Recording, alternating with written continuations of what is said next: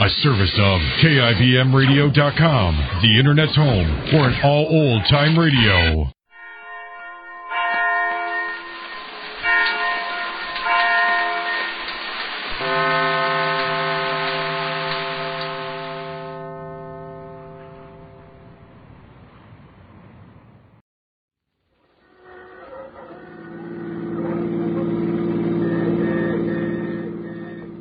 Will you hurry up? I'll be late for the broadcast. Gee, Gracie won't know what to do without me. Now, don't worry. We'll get there in time, Poopsie. Now, don't call me Poopsie. My name is George Burns. All right, Poopsie. Oh. Now, you're going to put me on the radio, and I'm going to be your new partner like you promised. Oh, sure. I'll put you on the radio. Oh, Poopsie. Now, please, Elsie. The driver is looking. Well, may I go up and see the broadcast? No, anything but that. Driver, please hurry. I'll miss the broadcast.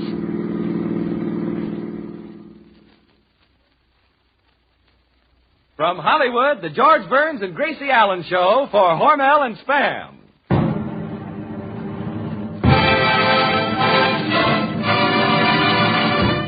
Crazy people.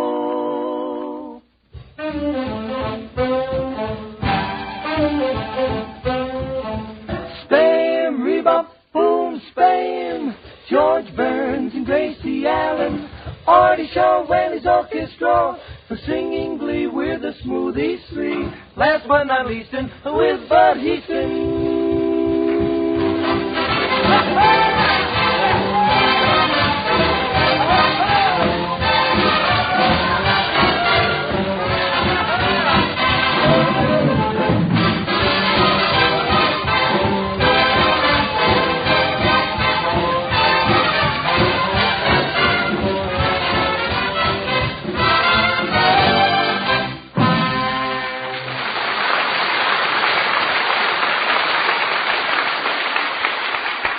Another Burns and Allen night at your house, so you can depend on Artie Shaw and the Smoothies for music that's sweet, on George and Gracie for fun that's neat, and on Spam for a meal of delicious meat.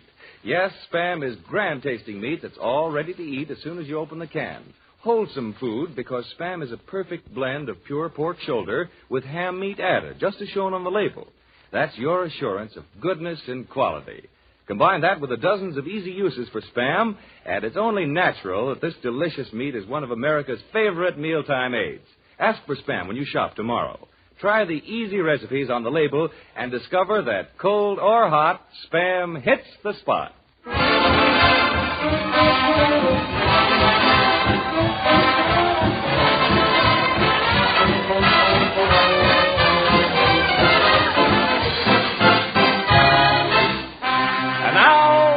For Spam's Meat Hearts, George and Gracie.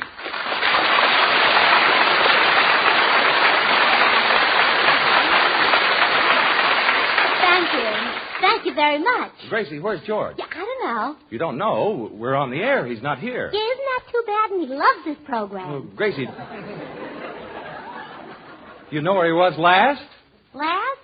Oh, yes. He was last in the popularity poll. Well, Gracie, this is awful. What are we going to do? We've got to find him. All right, Bud, let's go look for him. We'll drive out to the beach, and if he's not there, then we'll take a walk through Griffith Park. And if he's not there, then we'll go over and sit in the balcony of the Paramount Theater. You think he'll be in any of these places? Well, what if he is? We've got a right to lead our own lives. Gracie, this is awful. We've got to find George. When was the last time you saw him? Oh, now, let me see. The last time I saw him, he was out with a girl. Say, maybe something happened. Oh, no. When George is out with a girl, nothing ever happens. Say, now, maybe he's out window shopping. No, he's got enough windows.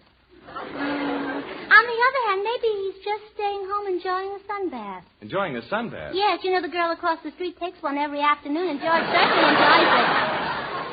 No, let's see. It's too late for that sunbath. Maybe he's downstairs. Hello, Gracie. Hello. Maybe he's downstairs. Maybe he's chatting with somebody who likes him on the radio. Oh, no, he'd look awful silly talking to himself. Gracie, who are you talking about? George Burns is not here yet, and we're terribly worried. Oh, dear, I wonder what's keeping George. Maybe he went to a cocktail party and overslept. Gracie, remember me? Well, George! Bud, look, George is here. Oh, Artie, George is here. Boys, George is here. Well, Artie, give him a fanfare.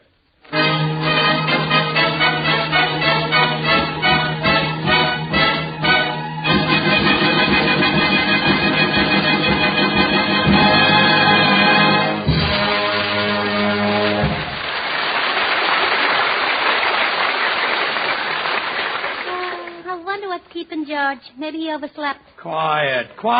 George, where have you been? Well, I was out with the... where have I been? Oh, yes.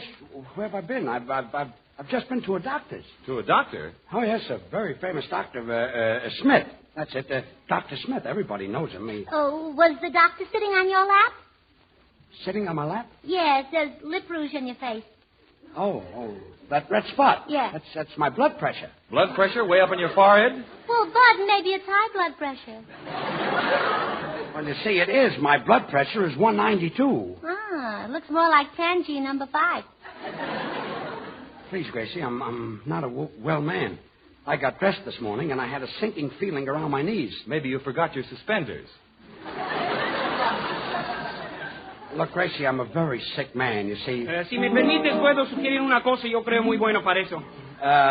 What is it, Senor Lee? Senor Burns, why don't you have the druggist send over a dream of sodium bicarbonate? A dream? All right, drum. Senor, dram. Watch your language.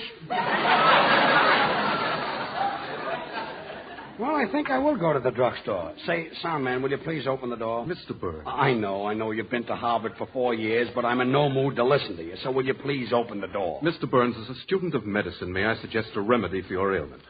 Before you go to bed tonight, just take a supersaturated solution of monoacetic acid, ester of salicylic acid. Why, that's aspirin. Darn it, I could never think of that word.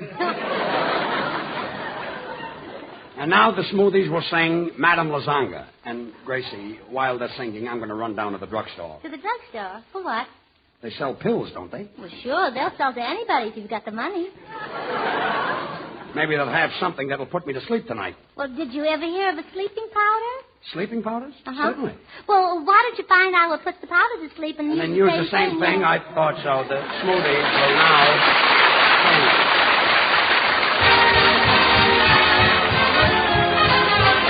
Have you ever been embarrassed when you're in a smart cafe? When they play the Cuban tempo, is your dancing quite that way? There's a studio on Main Street over Tony's clothing store, where a very small investment pays you dividends galore. 6 lessons from Madame Lasagna. You'll do the rumba and the lula conga.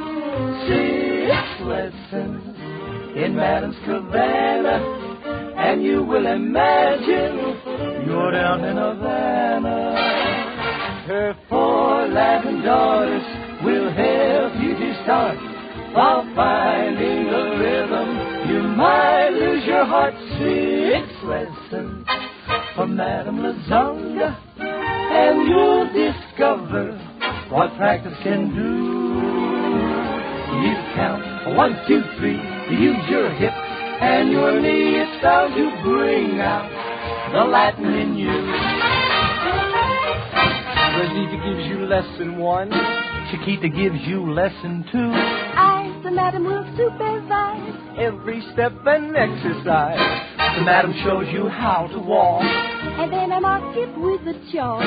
When the madam starts to squawk, that's Cuban double talk. They might say to you, will Rosita or Chiquita do? But don't take them, the madam's the best. Woo! Why all the time is my name that I hear? I will give you the lesson, so why should you fear? We're tired of fooling. We've had enough. We want your lessons because you've got the stuff. Would you like the rumba with a little twist? Or la conga you can't resist? Well, I'll take a rumba with a little twist. Well, I'll take la conga. I won't resist. Oh, come. This talk has gone far enough. I will give you the lessons and show you the stuff. 1, 2, 3, kick. 1, 2, 3, start. Oh, you boys, you learn so quick. I make much money at the end of the week. 1, 2, 3, kick.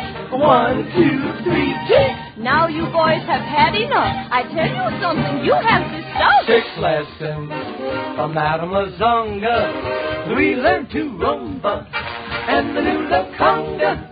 Rumba La Conga from Madame Lazonga.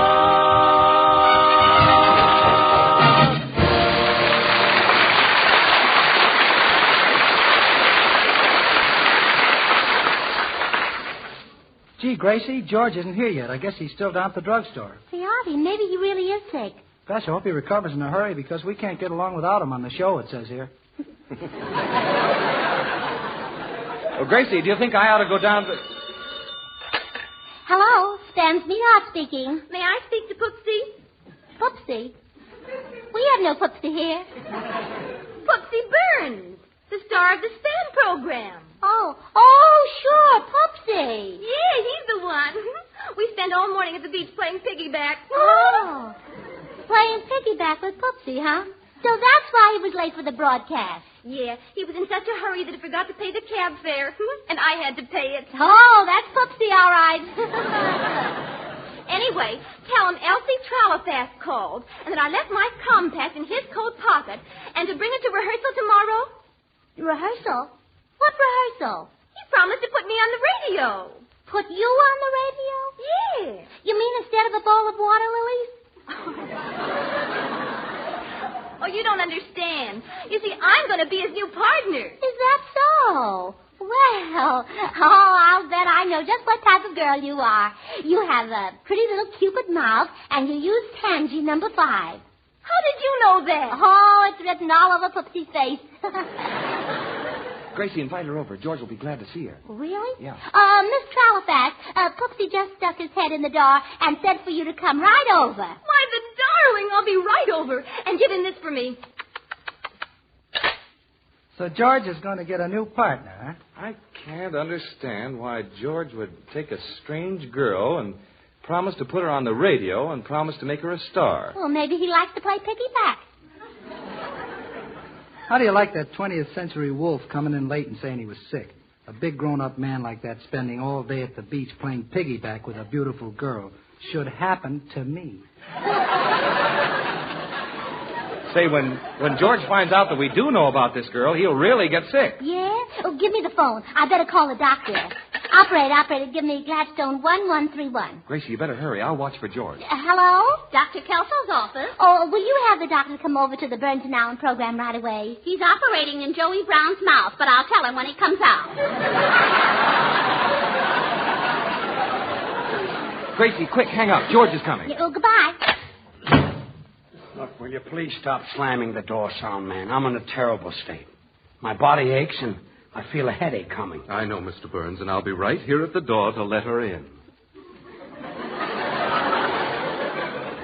Gracie, I'm a little sick. This program is too much for me. Well, maybe you're on the wrong program. Wrong program? Well, maybe you should be on We the Poopsie. We the what? Well, you know, the Pupsidon program with the Pupsidon yeah. program? Yeah. Well, never mind. I'm not well. Can't you see I'm a little pale? Now, if you had a little shovel, you could go back to the beach.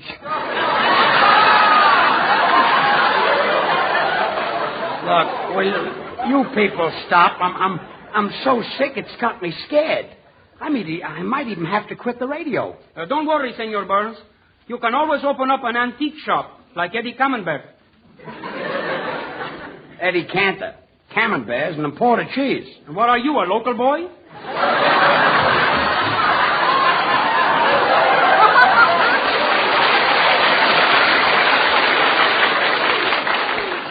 Listen, folks, I'd like to lie down. George, you can lie on the sofa. Well, you can lie in the other room, or you can lie in this room. You can lie any place. Gracie, I don't care where I lie. You said it. What's the matter with you people? The way you act, you'd think I wasn't telling the truth. Who, us? Well, sound man, there's somebody knocking at the door. Very well, Mr. Burns. Ladies and gentlemen, your attention, please, while a graduate of Harvard, class of 29, goes to work. I open the door thusly, and I close it thusly. And my father thought I'd be a failure. Quiet, quiet. Good evening. I'm Dr. Kelso. Oh, there's your patient, Doctor. Patient. Gracie was worried about you, George, so she called a doctor. Well, look, I'm not that sick. A fellow has a little cold, and they sent for a doctor. Colds can sometimes be very dangerous. Mr. Burns, open your mouth and say, excuse me. Pardon me, say Mr. Burns. Well, this is going to be fine. Now, personally, I avoid colds by drying myself thoroughly after taking a shower.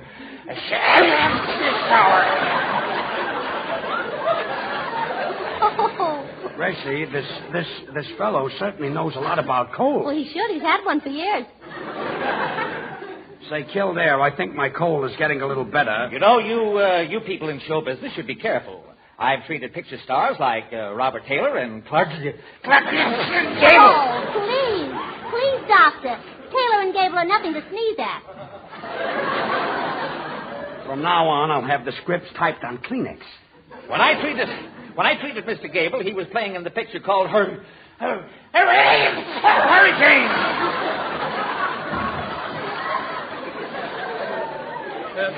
Senor Doctor, it's gone with the wind. What's gone with the wind? Your teeth. Look, Doctor, will you please go away? I'm a nervous man. Will you stick out your tongue, Mr. Burns? All right.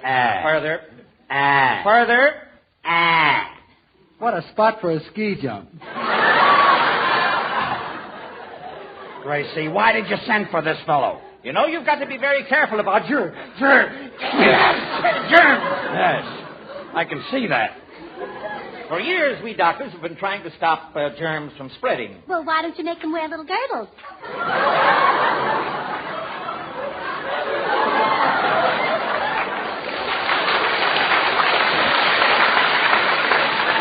Gracie, will you stop helping him? Look, Doctor. This is more serious than I thought. I'd better use the portable X-ray machine on you, Mr. Burns.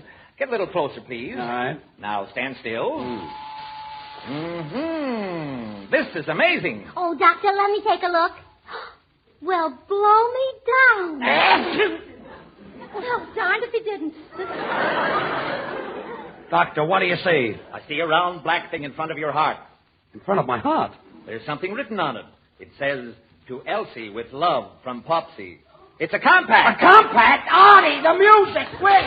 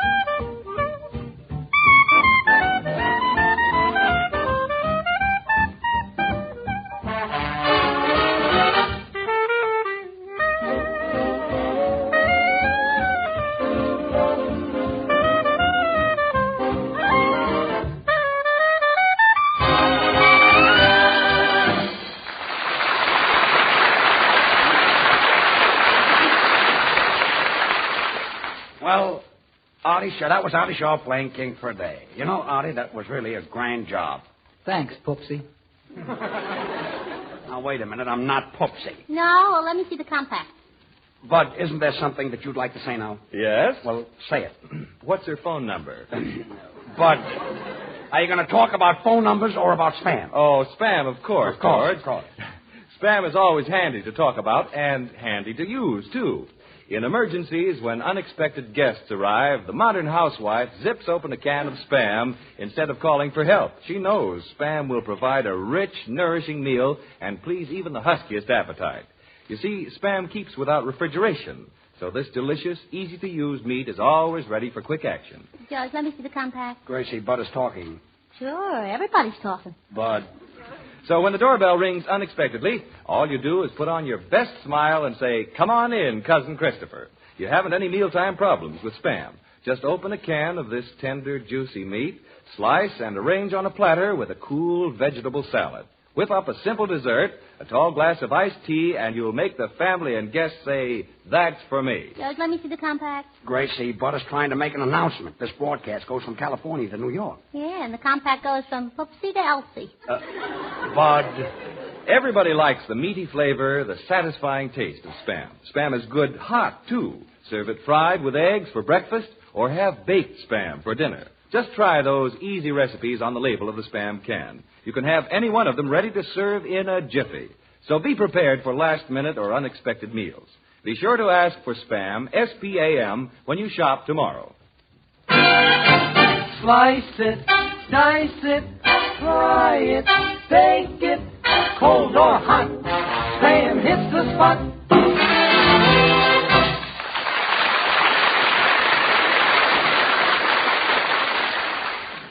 And now... George, how did that compact get in your pocket? Well, Gracie, do you want to hear the truth? No, I don't want to hear the truth. I want to hear what happened. Well, if you have to know, I was at a cafe last night, and they gave those compacts out to everybody. Why was Elsie written on it? Elsie? Well, it was a publicity stunt, and it was for Elsie the cow. That's it, Elsie. She's a Jersey cow. Oh. She sounded more like she came from Brooklyn to me. Well, I don't care what you think. It's the truth. Elsie is a cow. Come in. Poopsie! Here I go. Oh, no. Don't look now, Ferdinand, but your cow is here.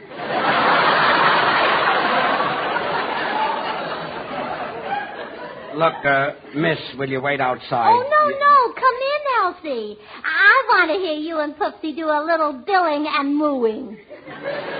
Gracie, will you be quiet? But, George, she's going to be your new partner. My partner? Uh-huh. My partner? Gracie, how can she be my partner? She hasn't any talent. Why, Poopsie, that's not what you told me in the taxi. I didn't mean that, and stop calling me Poopsie. But you said you were going to work with me. That's ridiculous, Miss Trellafas. What could you and I do together? Well, you could always play piggyback. Piggyback. Look, will you all stop? Yeah, we ought to leave George alone. Stop getting him excited. Thanks, Artie. He's nothing to poke fun at. He's nothing to ridicule. He's nothing to laugh at. In fact, he's just nothing. Gracie, I don't want any new partner. I couldn't do anything without you. Where would I go? I'm too old to go back to Gus Edwards. Why, George. I think you and Elsie will make a swell team. Gracie, she knows nothing about radio. Besides, she's got a job. She's a dietitian. You mean she fixes glasses? No, fixes glasses. I work with vitamins and calories. What station are they on? Gracie, vitamins and calories are not on the radio. Full vitamin and cap calories? Look, I hardly know this girl. I never promised to put her on the radio. Oh, you did so, Poopsie. Do you know, Miss Allen, a lot of people say I'll be another Molly McGee. Well, you'll be swell together because George is a terrific fibber.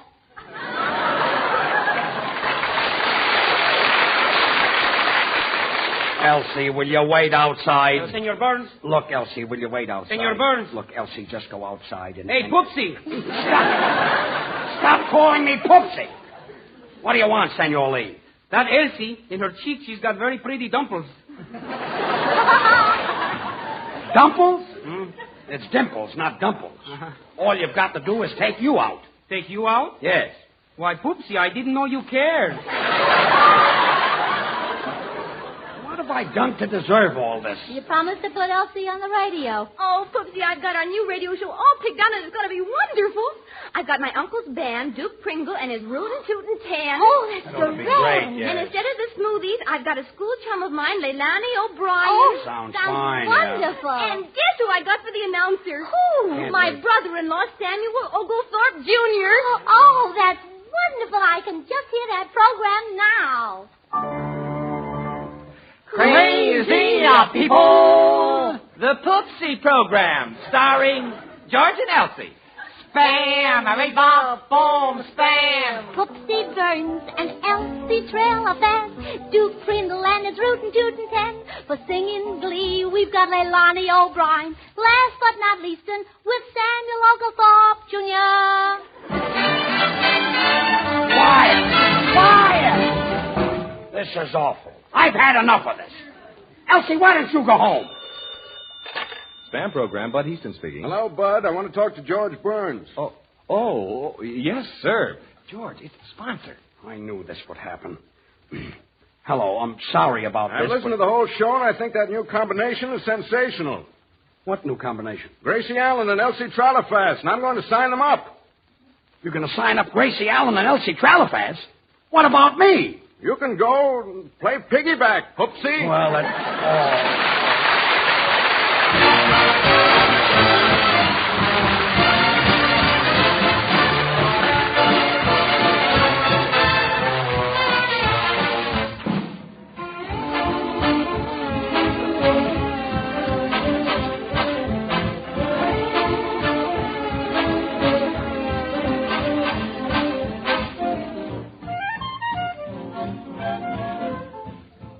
Before George and Gracie say goodnight, Gracie wanted me to tell you that when Mama brings the family for supper, Spam will headline the meal.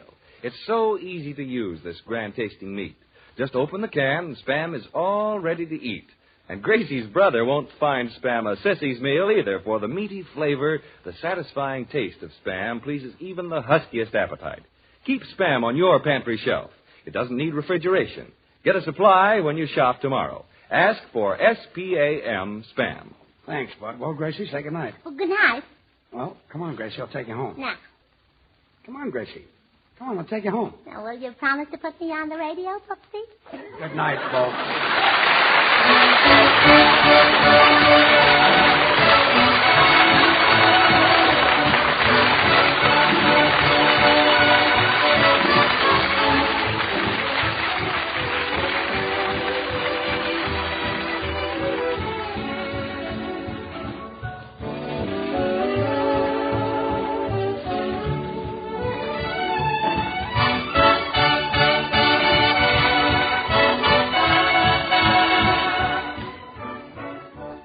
Listen again next Monday night, same time, same station, for George Burns and Gracie Allen, with Artie Shaw and his orchestra, and the Smoothies, brought to you by Hormel and Spam. Until then, this is Bud Easton reminding you to remember that cold or hot, Spam hits the spot.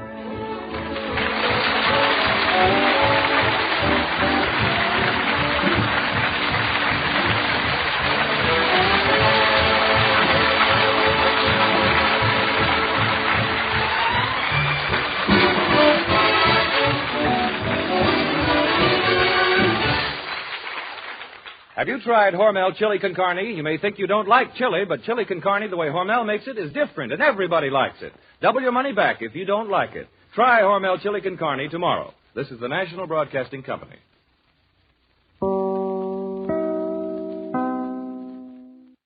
From Hollywood, the George Burns and Gracie Allen Show for Hormel and Spam.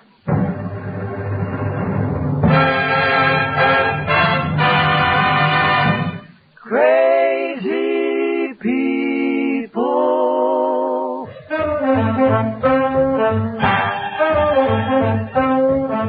Spam, rebop, boom, spam. George Burns and Gracie Allen. Artie Shaw and his orchestra. For singing glee, we're the Smoothies Three. Last but not least, with Bud Easton.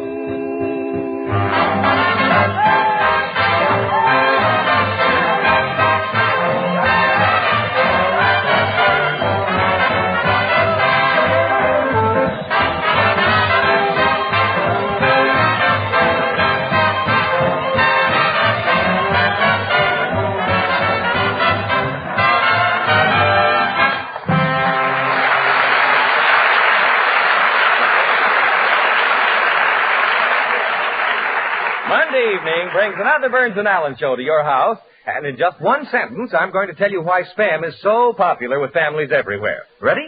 When you buy Spam, you know exactly what you're getting. For just as shown on the label, Spam is pure pork shoulder with ham meat added. Your guarantee of goodness and quality. And combine that with the many uses for this delicious meat, it's only natural that Spam is a hit, cold or hot. As you'll discover by trying the easy recipes on the label after you buy Spam when you shop tomorrow. And please, Mr. Shaw, I'm running out of breath, but I'm all through, so put a musical period on this for me, please.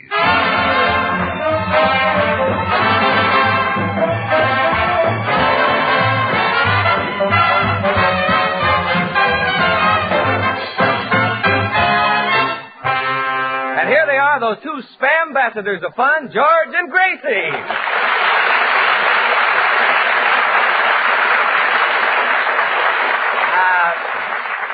Thank you very much. Hello, Bud. Hello, Gracie. Say, you should have been with me Saturday night. I went to a party at Irene Dunn's house. By the way, Bud, what's Irene Dunn doing? Done doing? George, what kind of English is that? What kind of English is that? Yeah. I said, what's Irene Dunn doing? You mean, what's Irene done?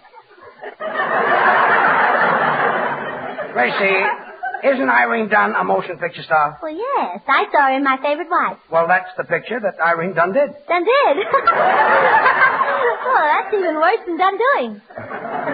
Well, George, maybe I can help you. You see, Gracie, Irene Dunn told me that... Done told you? Oh, what did Irene Dunn told you, all right, Jester?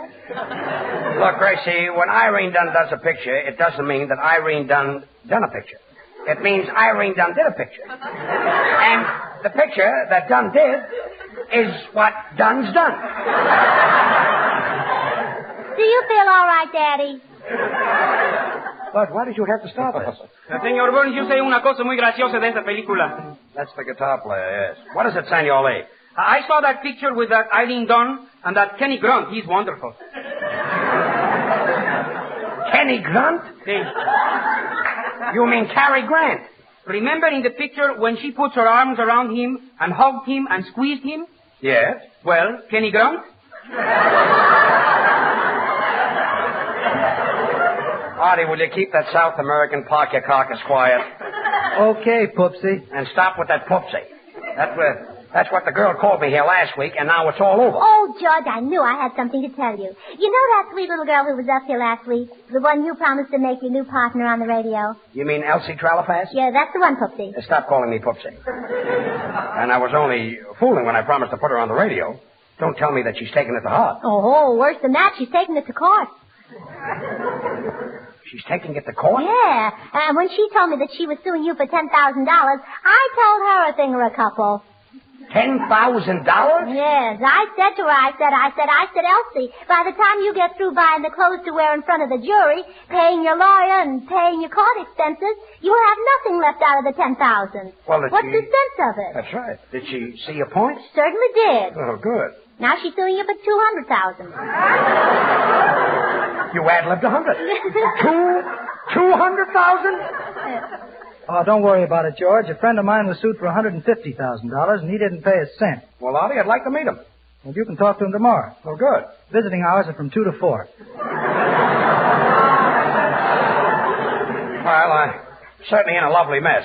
Now I'll have to get a lawyer, and it'll probably cost me thousands of dollars. Oh, not the lawyer I hired for you.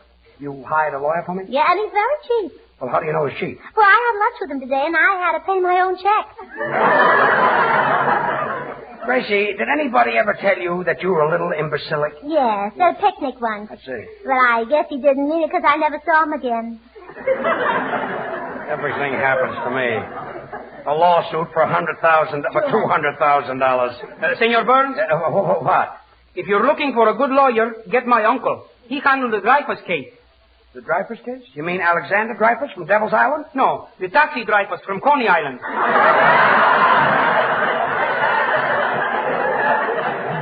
$200,000. I wouldn't pay that Elsie Trellafas a nickel. Good for you, George. That'll help me a whole lot. How will it help you? I'll be able to tell our listeners that both you and Spam are in the can.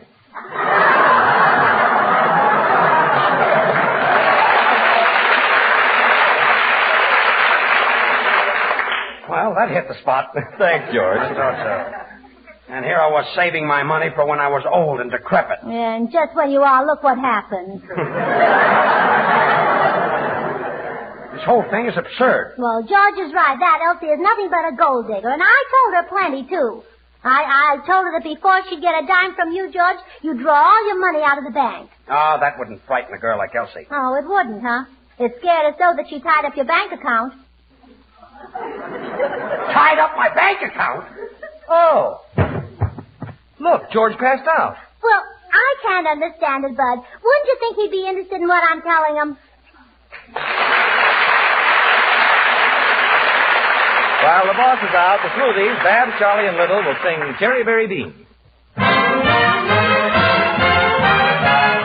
Oh, cherry bean, oh, cherry bean, cherry bean, he waits for her each night beneath her balcony. Cherry bean, he begs to hold her tight, but no, she won't agree. Cherry bean, she throws a rose and blows a kiss from up above. Cherry bean, cherry bean, cherry bean, they're so in love. When the moon hangs low in Napoli, there's a handsome melody. Every night he sings so happily, so his lady love can hear. In a manner so bravissimo, he repeats his serenade, and his heart beats so fortissimo when she raises her Venetian shade. Chivvy bean, chivvy bean, chivvy bean, chivvy bean, oh, chivvy bean. He waits her each night beneath her balcony. Chivvy bean, he begs to hold her tight, but no, she won't agree. No, she won't agree. Chivvy bean, she throws rose a kiss from up above. Chip the bean. He sings to her each night under the bell moonlight. Chirabirabing, he waits for her each night beneath her balcony. Chivvy bean, he begs to hold her tight, but no, she won't agree. Chivvy bean, she throws her rose and blows the kiss from up above. Chivvy bean, now they sing of love. They're both so much in love. Oh, Chivvy bean, oh, Chivvy bean, oh, Chivvy bean.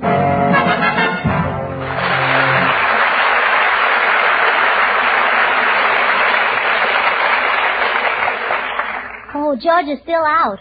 Artie, hold his head while I give him another spoonful of this medicine. Oh. Gracie, that's extract of bitters. That's extract of bitters. That's terrible stuff. I know. Hold his head while I give him another spoonful. No. Another spoonful. No. Gracie, you're spilling half of that medicine on his chin. Wipe it off. I can't. It burns my fingers. Well, listen, George, I got some bad news. Oh, gee, still out, huh? Yeah, hold his head, Artie. Well, listen. Elsie's sweetheart is outside, and he's a big bruiser, and I can't hold him, and he says he's going to come in here and mop up the floor with George. Shall I call for help? Oh, no. He and George can mop up this floor without any help. Gee, this is awful. What'll we do? Well, how about you and me going to Ciro's tonight? Oh. Look, is George coming too? No, just you and I.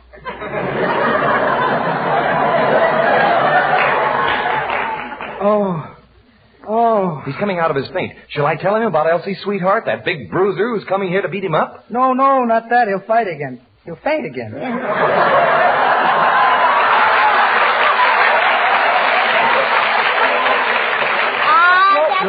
That's all right. There's plenty of medicine left. Oh, where am I? Oh, I know. Boy, this lawsuit has certainly left a bitter taste in my mouth. Gracie, that's Elsie's sweetheart. Hey, Soundman, that's probably my lawyer. Let him in. Mr. Burns, before I open the door, do your insurance policies carry double indemnity in case of death by accident? Well, yes. You are a very lucky man, weren't you?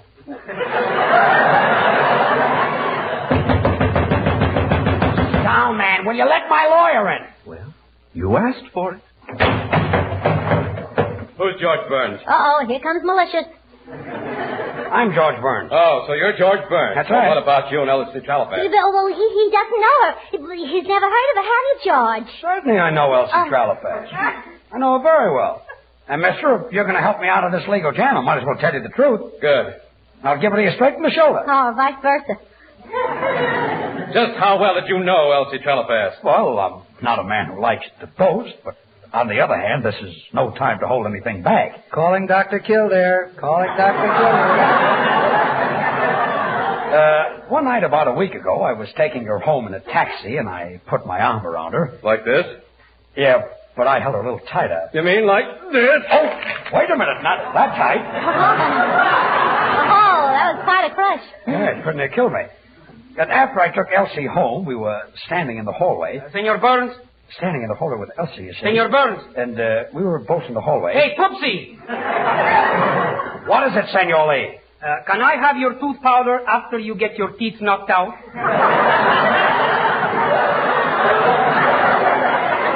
I'm not going to get my teeth knocked out. I know something that you don't know. Artie, will you keep that stale character quiet? So we were standing in the hallway, and I put my lips against Elsie's, and she... George, shall I play my number now? What number? Get out of town before it's too late. Artie, you're not playing that number. No, this is the number you're playing, Artie. Let me get at the piano. When April showers will come your way, be careful, Poopsie, of what you say.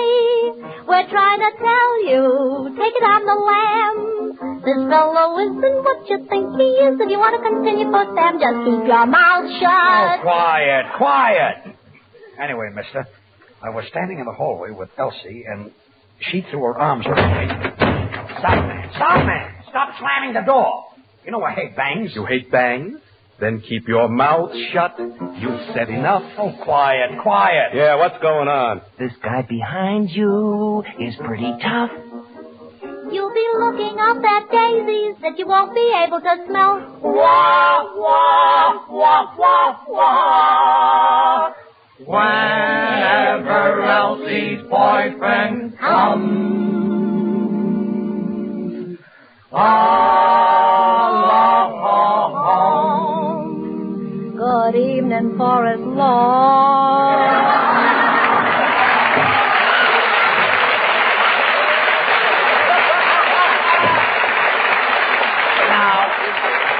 Look, what's going on here? Here I am worrying about $200,000 lawsuit, and everybody's singing. Say, did Elsie ever happen to mention her boyfriend? Yeah, I heard her say something. She's going around with some dope or something.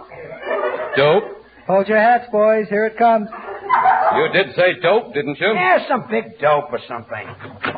Sound man, why are you opening the door? There's nobody going out. That's what you think. Hey, Mr. Burns, I think we can talk this over better in the alley. Yeah, it's too noisy in here. Come on, let's go. George, don't done what Irene done. He'll be done. What Irene done? What's that? Irene Dunn told me it's Elsie's boyfriend. What, Irene Dunn? Who's afraid of Elsie's boyfriend? Why, with one hand I can crumple him to pieces. I'm Elsie's boyfriend. And with the other hand I can... Oh. What happened? Oh, George is fainted. Artie, hold his head while I give him some more medicine. Yeah, when he comes to, tell him that he's not only being sued for $200,000 for breach of contract, but I'm suing him for $300,000 for alienation of affection. Goodbye, everybody. And goodbye, Poopsie. Well, what are we going to do with George? He fainted again. Can't anybody do something? I can do something. We'll do it. I'll be delightful. Yo tengo buena suerte con todos los jueguitos, pero lo que es mi fuerte es el juego de amorcitos. Hay una muchachita a quien yo quiero conquistar. Les apuesto lo que quieran, que la voy a ganar. Se llama Nada, ella es mi nada. Mi nada no hace nada más que amar. Yo quiero a Nada, no hago nada más que de mi nada soñar. Cuando beso a mi nada, nada beso al parecer, pero nada tiene todo para hacerme arder. Yo quiero a Nada, no hace nada, nada más que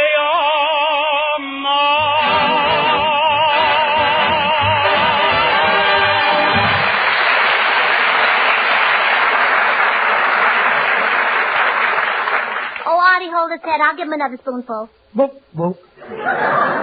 Gracie, is this medicine good for fainting? Oh, it's marvelous for fainting. How do you know? Well, every time I give my daddy a spoonful, he faints. Oh. What happened? Who am I? George Burns. Where am I? George Burns. Oh, who types these things anyway? Where am I? On the spam program. What's spam? What, spam? Boy, you must be groggy if you don't remember what spam is. Why, George, spam is what you have fried with eggs for breakfast. Spam is what you have for lunch, sliced cold in sandwiches. Spam is what you have baked whole for dinner. Oh, yes, but I remember now. And you ask me what's spam. Why, George, you should be ashamed of yourself. Yeah, I'm a bad boy. Why, everybody knows that spam is tender, delicious meat, all ready to eat as it comes from the can. All right, but I'm sorry. Easy to serve, economical to use. Spam is the reason housewives are spending less time in the kitchen and still giving their families good food on the dot. I apologize, but spam is wonderful. Well, thanks, George. Yes, I didn't mean it, but I'm so sorry. Okay, sit down. Now, ladies, here's a grand suggestion for dinner tomorrow night. Open a can of Spam, S-P-A-M. As I said before, it's all ready to eat, so just slice Spam and serve with tomatoes, corn on the cob, a simple dessert, and your favorite beverage. You'll have nothing but compliments from the whole gang because the meaty flavor, the grand taste of Spam satisfies even the huskiest appetite. And when you try the other recipes on the label, you'll discover Spam has dozens of uses, cold or hot. So remember, you'll spend a lot of time out of the kitchen when you keep Spam on your pantry shelf. It needs no refrigeration. Get a supply when you shop tomorrow. Just say to your food dealer, I want Spam. I want Spam. Slice it, dice it, fry it, bake it, cold or hot. Spam hits the spot.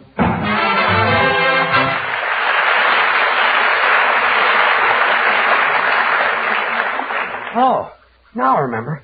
Elsie Trellafas' boyfriend. What happened to him? He's gone. I wish that lawyer would come. Being sued for $200,000. Why, if I lose that case, it'll be like taking the shirt off my back. Well, here comes Striptease Burns now. Striptease Burns? Yeah, 'cause her boyfriend is suing you for $300,000. $300,000? Oh. Artie, hold his head. Oh, well.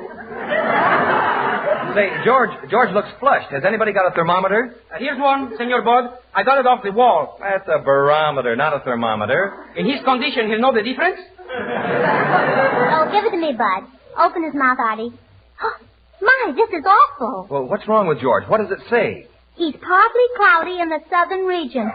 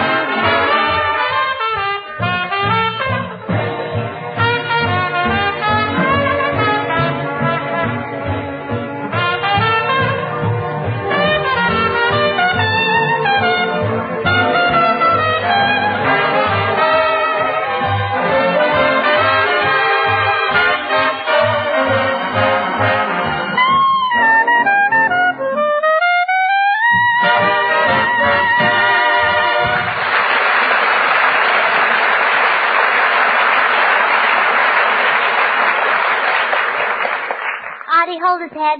Oh. Bud, take the barometer out of George's mouth. Oh, here it is. And now put his teeth back in. Now give him another spoonful. Boop, boop. Gracie, that's the 30th spoonful you've given him, and it hasn't done him any good. I know. Well, then why are you making him finish all that terrible medicine? I want to get my nickel back in the bottle.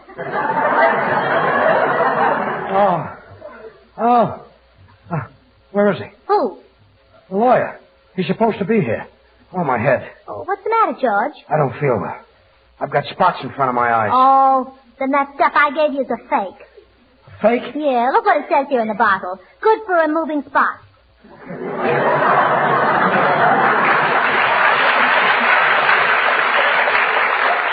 Gracie, that's Carbona. Senor Burns? Yes, what is it, Senor Lee? Once I had a date with Brenda and Carbona. Brenda and Carbona? See? Carbona makes you sick. Brenda is a doll? Artie, will you send that broken-down guitar player back to local 802? This must be him. Come in. Mr. Burns? Yes? My name is Jules Colby, attorney at law. I'm calling with reference to the Elsie Trellafas case. Well, I'm glad you're here, Mr. Colby, as I'd like to explain the whole thing to you. Well, that's what attorneys are for, Mr. Burns. Well, now, to begin with, I did take Elsie Trellafas out a few times. She was young and pretty, and after all, I'm only human. George, don't say anything you can't prove.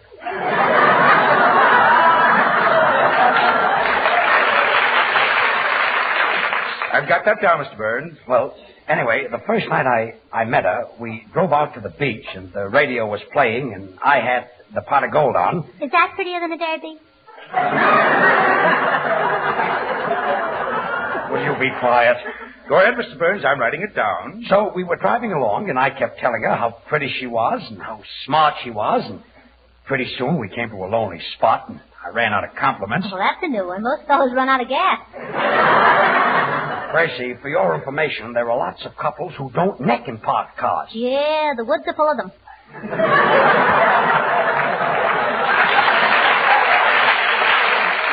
All right, so maybe I kissed her a few times. But please, Gracie, it's very important that the lawyer hears my story. I've got that down, Mr. Burns. Of course, that wouldn't look very good to a jury, so when we get to court, Mr. Colby, let's cut out the kissing. You mean you and he'll just hold hands? Gracie, will you keep still? Go ahead, Mr. Burns. I've got that down. Well, you can tell the jury that I'm a man of very fine character. George, Mr. Colby just met you. He doesn't even know you. Well, if he doesn't know George, then he can say it.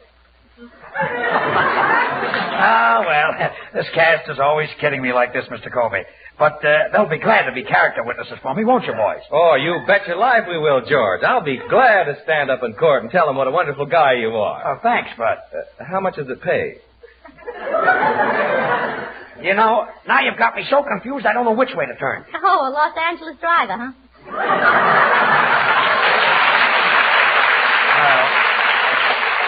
A lot of fine friends. Senor Burns, What is it, Senor Lee? for 50 cents, I will tell the jury that you are a perfect gentleman. 50 cents, huh? See? I won't pay it.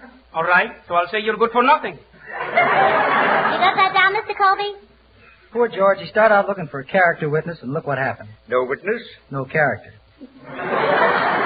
Oh, keep still. Anyway, Mr. Colby, I met this Elsie Trellafas in a restaurant, and you never saw anybody eat so much in your life.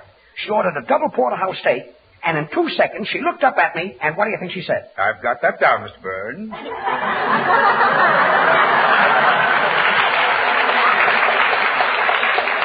That was exactly what she said. You see, it really was a lot of innocent fun. Oh, so that's what happened. Well, not exactly. That's what I want you to tell the jury. If the opposing side knew the real facts, I wouldn't have a leg to stand on. You see, between you and me, I did promise to put Elsie Trellafas on the radio. I see what you mean, Mr. Burns. And believe me, I can't possibly lose this case. Good day. Good day. Now, there's a great lawyer. See, Gracie? He says he can't lose. Oh, that's what he says. I'll bet your lawyer will beat him. My lawyer? My lawyer? Yes? Who was that? Oh, Trellafas's lawyer. Elsie Trellafas. Oh. Artie, hold his head.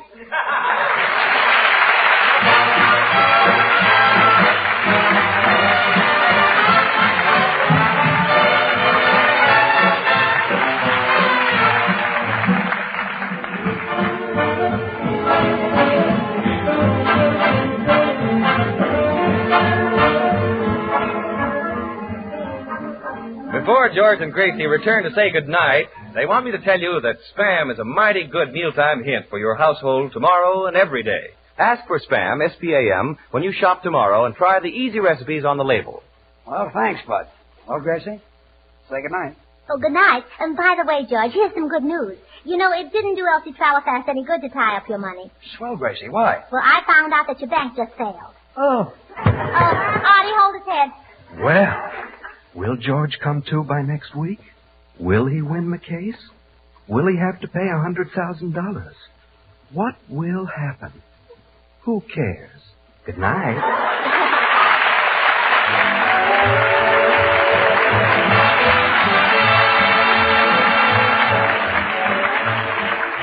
Listen again next Monday night, same time, same station, for George Burns and Gracie Allen, with Artie Shaw and his orchestra and the Smoothies, brought to you by Hormel and Spam. Until then, this is Bud Heaston reminding you to remember that cold or hot, Spam hits the spot.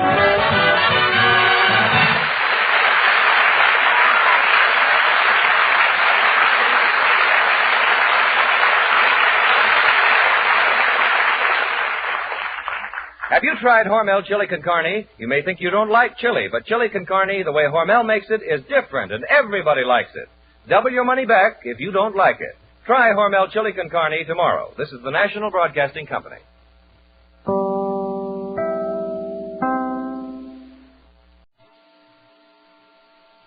From Hollywood, the George Burns and Gracie Allen Show for Hormel and Spam.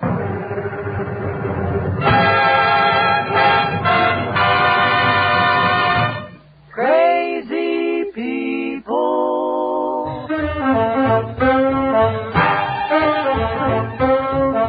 Spam, rebop, boom, spam.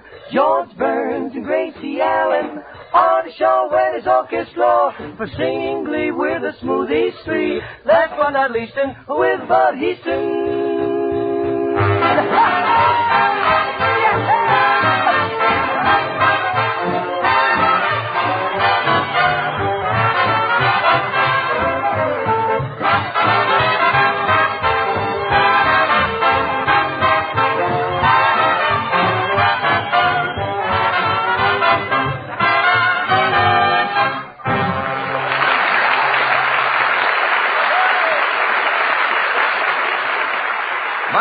Again with George Burns and Gracie Allen bringing a big load of fun and a suggestion about how to answer your husband when he calls up and says, I'm bringing the boss home for dinner. Now, don't worry and get yourself in a daze. Serve Spam and your good man may get a raise. Of course, we can't promise that, but we can guarantee that when you include Spam, cold or hot, you serve a meal that hits the spot. He-Man appetites say Spam is great. Family or guests like the satisfying flavor, the grand-tasting goodness of this delicious meat. That's why Spam, the original meat of its kind in America, is by far the #1 choice of housewives today. Try this tender, juicy meat.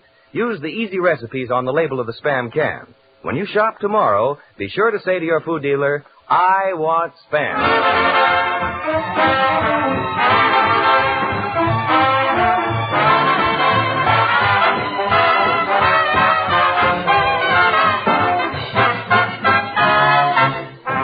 Tonight we find George and Gracie about to leave for the courthouse where Elsie Trellafas, the girl whom George promised to put on the radio, is suing him for $200,000 for breach of contract. And here they are, George and Gracie.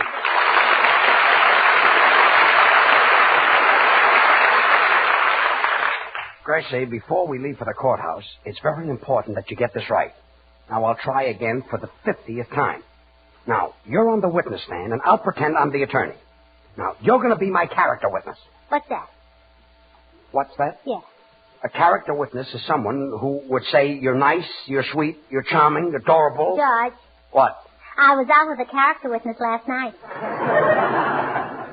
I better reword this whole thing. Look, Gracie, if I were your character witness, I'd say you were kind, considerate, in fact, a lovely girl. Oh, now I get it. Good. Now we'll try again. Miss Allen, what do you think of George Burns? He's kind, considerate, in fact, a lovely girl. Gracie, I'm not a lovely girl. Have you tried washing your undies in Lux? Gracie, for instance, if someone got up and said Mr. Burns is a straightforward, sincere, hard-working, industrious man, a credit to his community, what would that be? A paid political announcement. Spud, will you show Gracie what you're going to say when you're called as my character witness? Certainly, George. I'll say George Burns is good, fine, and wholesome, just like Spam. He's loved by young and old, just like Spam. People enjoy him at picnics and parties, just like Spam. As a matter of fact, they are alike in all respects but one. Spam doesn't need refrigeration.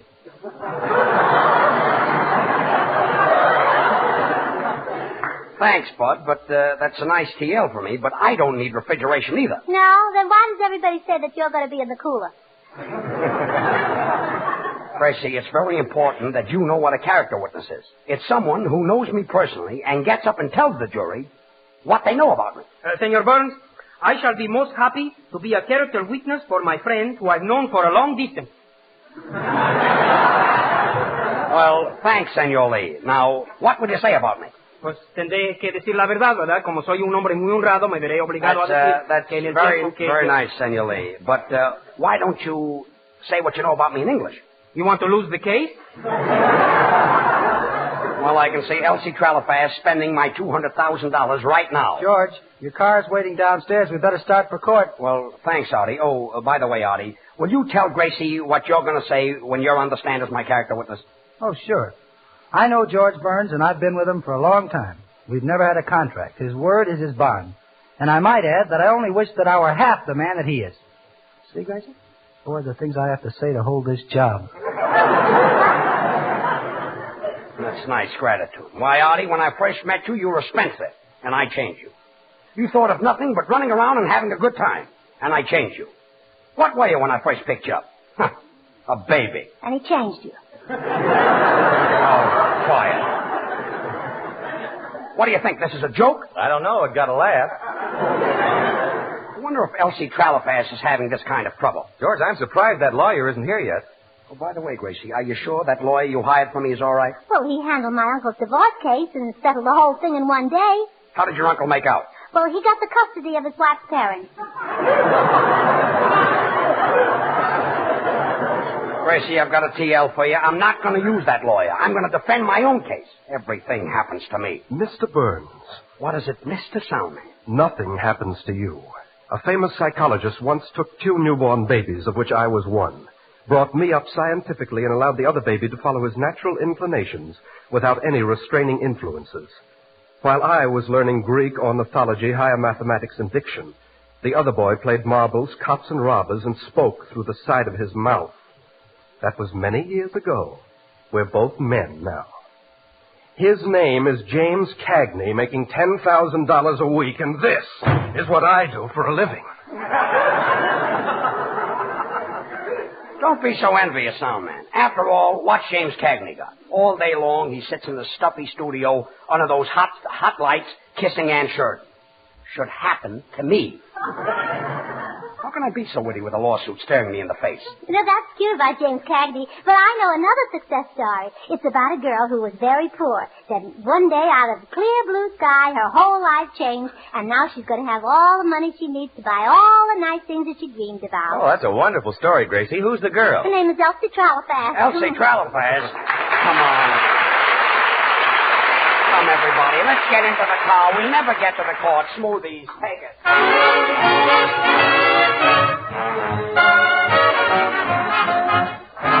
You ask me why I'm always teasing you. You hate to have me call you pretty baby. I really thought that I was pleasing you. Oh, you're just a baby to me. Your cunning little dimples and your baby's fair. Your baby talking, baby walking, curly hair. Your baby smile makes life worthwhile. You're just as sweet as you can be. Everybody loves a baby, that's why I'm in love with you. Pretty baby, pretty baby. And I like to be your sister, brother, dad, and mother too. Pretty baby, pretty baby. Won't you come and let me rock you in my cradle of love? And we'll cuddle all the time. Oh, all I love the baby, and it might as well be you. Pretty baby of mine, I must love a pretty baby, and it might as well be you. Pretty baby, pretty baby. Pretty baby, pretty baby. Won't you come come and let me rock you in my cradle of love, and we'll cuddle all the time. Oh, what a loving baby, and it might as well be you. Beautiful baby of mine, oh my, everybody loves a baby, that's why I'm in love with you. Pretty baby of mine, and I'd like to be your sister, daddy, mother too. Pretty baby, won't you come and let me rock you in my cradle of love, and we'll cuddle all the time. Oh, a loving baby. Well, I could be your loving baby. Well, could you love us, sort of, maybe? Oh, I've got plenty of love in me, baby. Oh, bad, pretty little baby of mine.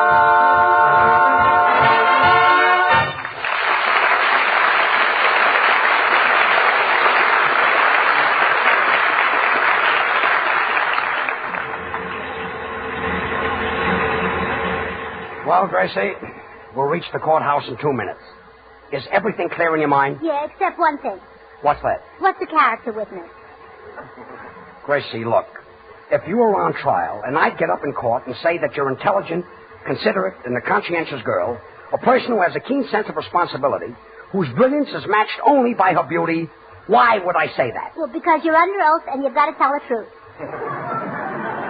I don't know. I think I'm going out of my mind. Hey, look out for that car, George. What car?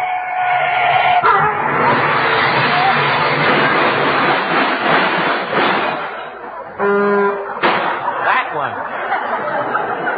Gee, George, that was your fault. The man's getting out of his car. I know, but leave it to me, Artie. I'll just start hollering and scare him to death. Hey, mister. He looks half your size. Hey, dope. He's standing up now. Look, he's twice your size. Now, listen, chum. Listen here, you. You drivers like you shouldn't be allowed on the street, driving through a safety zone. Don't you know the traffic rules? Do you know what the single white line is for? Yeah, that's for trucks to follow. What's the double white line for? That's for pleasure cars to follow. What are the zigzag lines for? That's what the Los Angeles drivers follow. Evidently, you don't know how to drive a car. My dear senor, he don't know how to drive a car? No. Don't be ridiculous. You mean ridiculous. Come on, I'm in a hurry. Out of my way.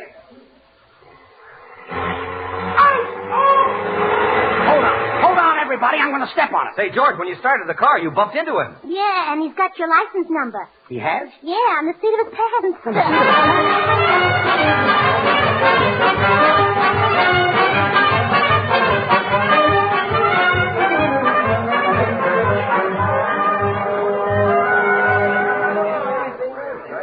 Oh, I can't understand it. My case was supposed to have started a half an hour ago, and the judge isn't here yet. Hey, bailiff, what happened to the judge? He's back there ranting and raving. I've never seen him so mad. How do you like that? I'm being sued for $200,000, and he's mad. What happened? Well, on his way to the courthouse, some crazy driver ran into him. This is a fine thing. Some dopey driver running into... Oh. George fainted. Well, what's the matter with him? Well, he's suffering from a run-down condition. He's run down? No, the judge was. Oh, what happened? Now I remember. My case. The accident. The judge. Say, bailiff, don't tell me he's the judge who's sitting today. Yes, he's on the bench. He may be on the bench, but I'll bet he's not sitting. He's probably sore about something, you know what I mean. I think I know what you mean. Look, I can't appear before this judge. As soon as he sees me, I'm a dead duck. Well, George, why don't you just comb your hair in front of your eyes? Then he won't recognize you. Senor Burns, nothing would help you with that thick head of hair. Leave my hair out of it. All right, nothing will help you with that thick head. Here's an idea. Why don't you comb your eyebrows down over your face? Comb my eyebrows down over my face? That's silly. Who'll the judge think I am? John L. Lewis. John L. Lewis? Oh, a Labor Day joke. I see what you mean. I wonder why I get up. I wonder if things like this happen to other people.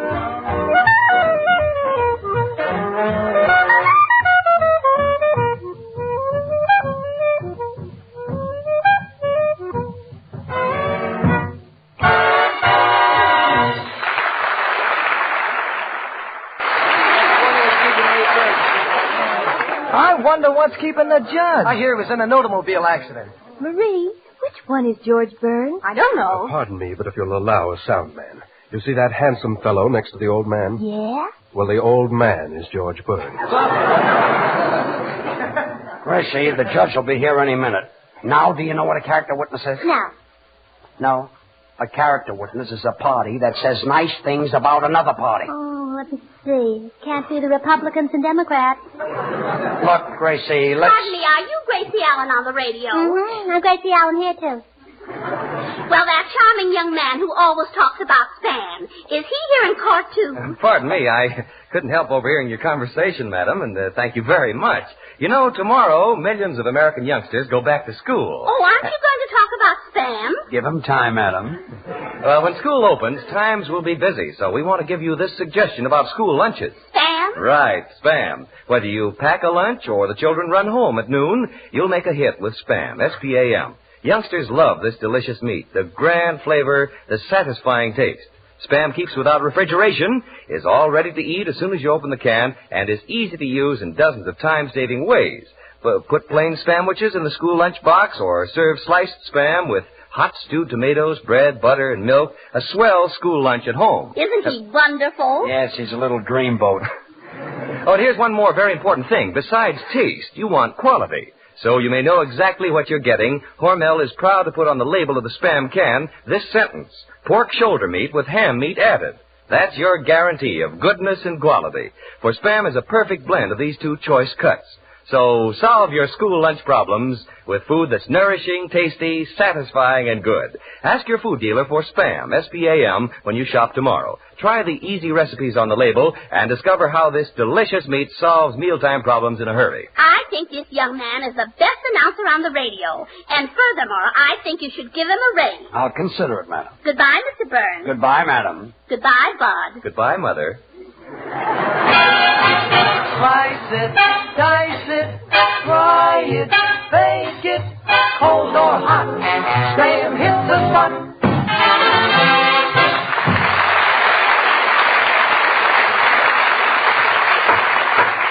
Everybody rise. Court now in session. His Honor Judge Hammond presiding. First case in the docket, breach of contract suit. Elsie Trellafas versus George Nathaniel Burns, alias Poopsie. Are both sides ready? Plaintiff is ready. I represent Elsie Trellafas, Your Honor. George, you better cover up your face. If the judge finds out who you are, you'll lose the case. If he covers up his face, it'll be even worse. What do you mean? He'll get him for concealing a deadly weapon. I know what I'll do. I'll just hold my head down. Come now. You're wasting the court's time. Will the defense speak up? Well, Your Honor, I'm George Burns, and I'm defending my own case. Young man, when you speak to me, stand up straight and look straight at me. Well, Your Honor, I'm down here tying my shoelace. Oh, never do that, young man. This morning I bent down to tie a shoelace, and a car hit me right in the safety zone. Well, that's life, I guess. Why, the fellow who was driving that car must have been blind. Blind? He hit you, didn't he? Quiet, Gracie. Well, George, I'm not going to let anybody say you're blind and get away with it. Gracie, I think he's got a you're quiet license. the whole thing. Aha! Turn around, young man. So you're the fellow who hit me in the safety zone. That's George. Cold or hot, he hits the spot. Gracie, please. You see, it wasn't my car, Your Honor. It was the car that resembled my car. Oh, maybe the judge was struck by the resemblance. You see, Your Honor, what... Silence. Miss Trellafas, so this is the man you're suing. That's right, Your Honor. Well, let's get on with the case. And you're suing him for $300,000. No, Your Honor, $200,000. Such a small sum. Your Honor, you're not going to let a little thing like being hit in the safety zone affect my case. Mr. Burns, this is a court of law. What transpires between myself and yourself will absolutely have no bearing on the case whatsoever. I assure you, you will have a fair, unbiased, impartial trial.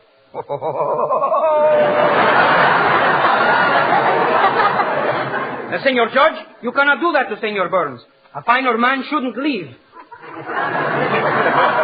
Stop helping me, Senor Lee. Take it easy, Senor Burns. You'll strain your tinsels. Tinsels? You mean tonsils. Tinsel is something that's covered with gilt. You're innocent? Gracie, I can see I haven't got a leg to stand on. Just leave it to me. Look, Gracie, will you stay Now, out of I want to testify for George Burns. Are you prepared to say that George Burns is innocent? Yes. I never told a lie in my life, and all I want is a chance. Gracie, will you come back here and... Silence! Let's get on with this trial. The case for Elsie Trellafas versus George Poopsie Burns. Will the jury stand up and call out their names? Joe Trellafas. Tom Trellafas. Al Trellafas. Billy Trellafas. Aaron Trellafas. Junior Trellafas. Arthur Trellafas. And Clarence Trellafas. Well, that's only 11. You there in the corner. What's your name? Willie Burns.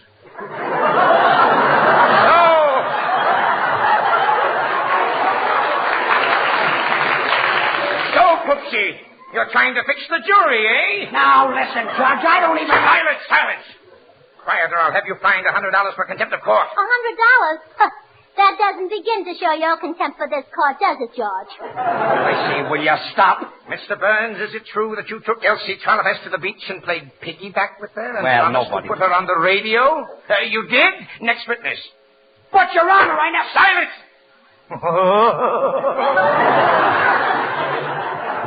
What a trial. Programs, get your programs. Can't tell the judge from the criminal without a program. I object. Who are you? Artie Shaw. And what are you objecting to? I haven't had a line for 10 minutes. Your Honor, I'll prove my innocence. Gracie, will you take a stand? All right. Now, what's your name? Gracie L. Allen. What's the L for? Oh, please, George, watch your language. Where were you born? In San Francisco. Before the fire? On the back of the piano.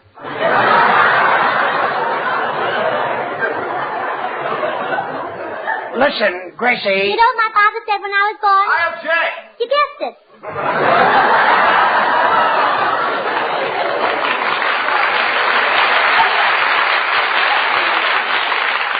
Now, will you tell the court, Miss Allen, have I ever promised Elsie Trellafas to make her my partner and put her on the radio? I don't remember. You don't remember what? I don't remember what you told me to say. But did I ever promise to put Elsie Trellafas on the radio? I don't know. Artie, did I promise to put Elsie Trellafas on the radio? I don't know. Canada Dry pays out $10 in the set of the encyclopedias to Mrs. Walter Murphy who sent in that question. Isn't there anybody in this court who can say one nice word about me? Mr. Burns, if you'll allow a sound man. Oh, with pleasure. Ladies and gentlemen of the jury, opposing counsel and your honor. Well, now you'll hear some stuff. You cannot try Mr. Burns as you would an ordinary layman. Actors are different from most people, and therefore they cannot be adjudged by the same standards. And what makes you think Mr. Burns is an actor? Your honor, every performer has something that endears him to the public. Oh, he wouldn't know that, you see. Eddie Cantor makes people laugh with his pop eyes. I've got some stuff, too. Charlie Chaplin gets laughs with his wistful look. That's right. Fred Allen gets laughs with his nasal twang. And what does Mr. Burns have that makes people laugh? Gracie Allen.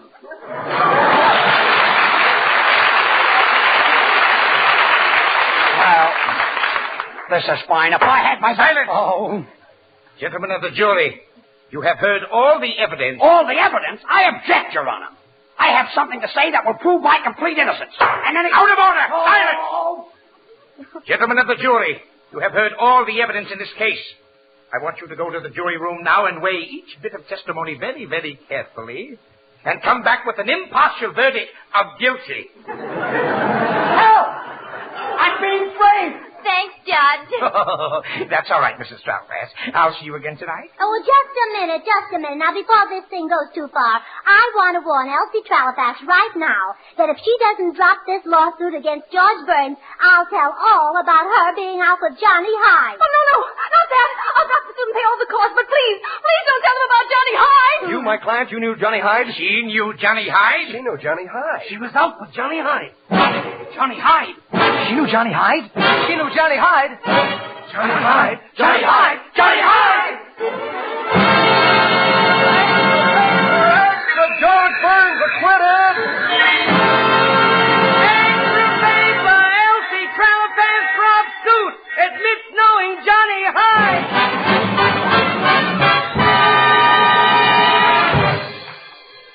I see, you was simply marvelous. You saved me $200,000, and I certainly appreciate it. But there's one thing I'd like to know. What's that? Who's Johnny Hyde? Who's Johnny Hyde? Yes. Who's Johnny Hyde? Who's Johnny Hyde? Well, who is he? I don't know. I don't know.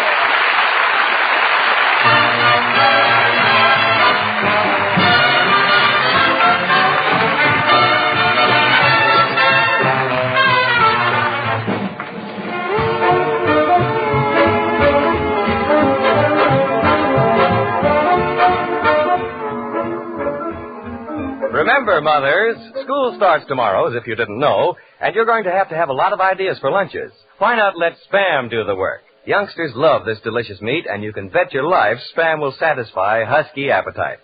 You'll like the way Spam saves kitchen time, too. It keeps without refrigeration, is all ready to eat as soon as you open the Spam can.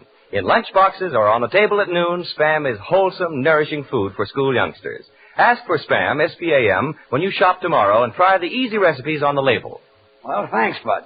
Well, Gracie, say good night. Good night. Well, come on, I'll take you home. Oh, Judge, I can't. I've just had a summons. A summons? Oh, Gracie. Coming, Judgy Wudgy. I'll be right there. Good night, Judge. Good night, folks.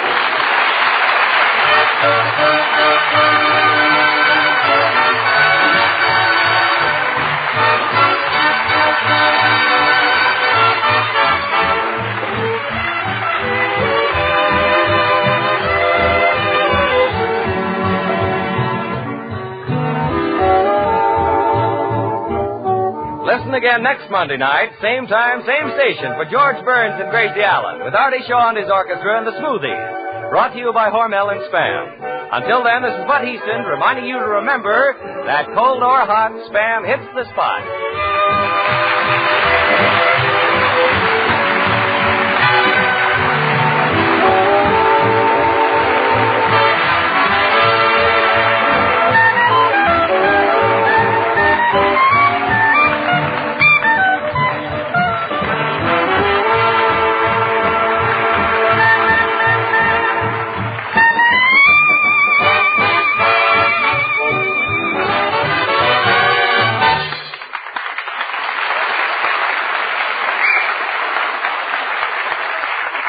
Have you tried Hormel Chili Con Carne? You may think you don't like chili, but Chili Con Carne, the way Hormel makes it, is different, and everybody likes it. Double your money back if you don't like it. Try Hormel Chili Con Carne tomorrow. This is the National Broadcasting Company. From Hollywood, the George Burns and Gracie Allen Show for Hormel and Spam.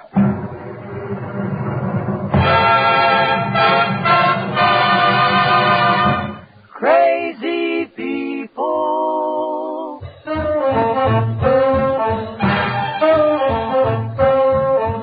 Spam, rebop, boom, spam. George Burns and Gracie Allen. Artie Shaw and his orchestra. For singing glee, we're the Smoothies three. Last but not least, with Bud Heaston.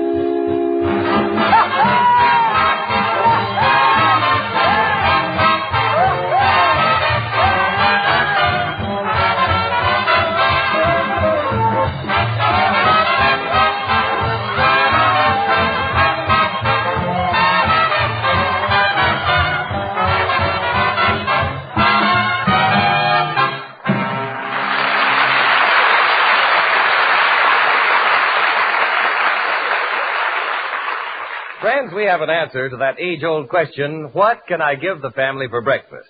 Serve Spam and eggs, a breakfast surprise that is completely satisfying and so easy to fix. Just open a can of Spam, cut off thin slices of this delicious meat, and fry quickly in a hot pan. With eggs sunny side up, those tender, juicy, sizzling hot slices of Spam are sure to please every appetite. Isn't it true the only reason you use a certain kind of food is because it's good and good for you? Friends, you'll find both delicious taste and top-notch quality in Spam. A perfect blend of pork shoulder with ham meat added. Pre-cooked to preserve all the natural juicy flavor of these choice cuts of meat. Seasoned according to Spam's carefully guarded formula, this grand-tasting meat of many uses makes the hit cold or hot. Ask for Spam, S-P-A-M, when you shop tomorrow. Serve Spam and eggs. And then try the other easy recipes on the label.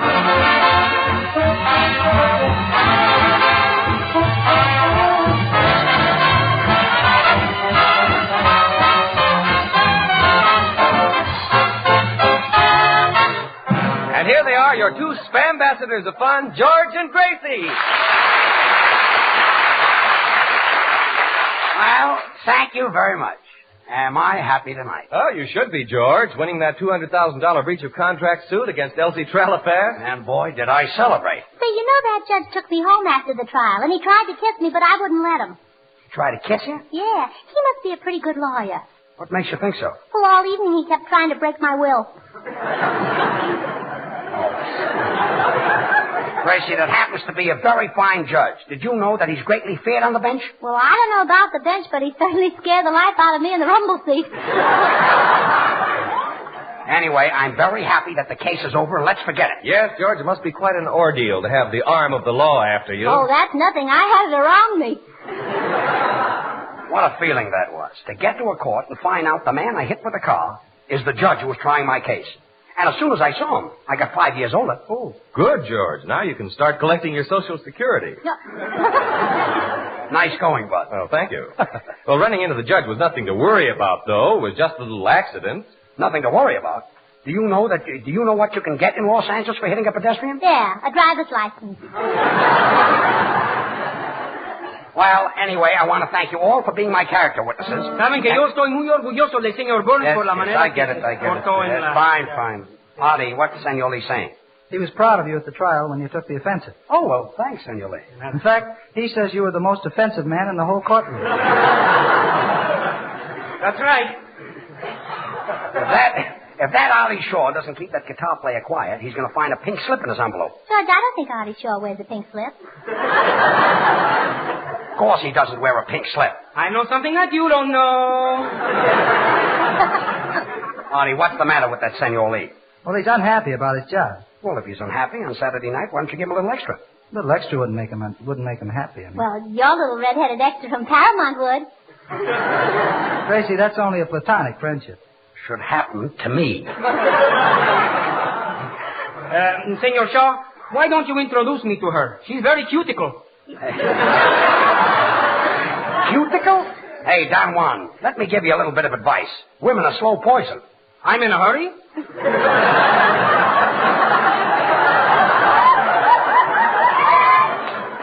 Did you know that I had less trouble in court last week than I'm having here? Oh, you should worry, George. You saved $200,000. What $200,000? Boy, if I had that kind of money, I'd spend $199,999.95 for spam. What's the other nickel for?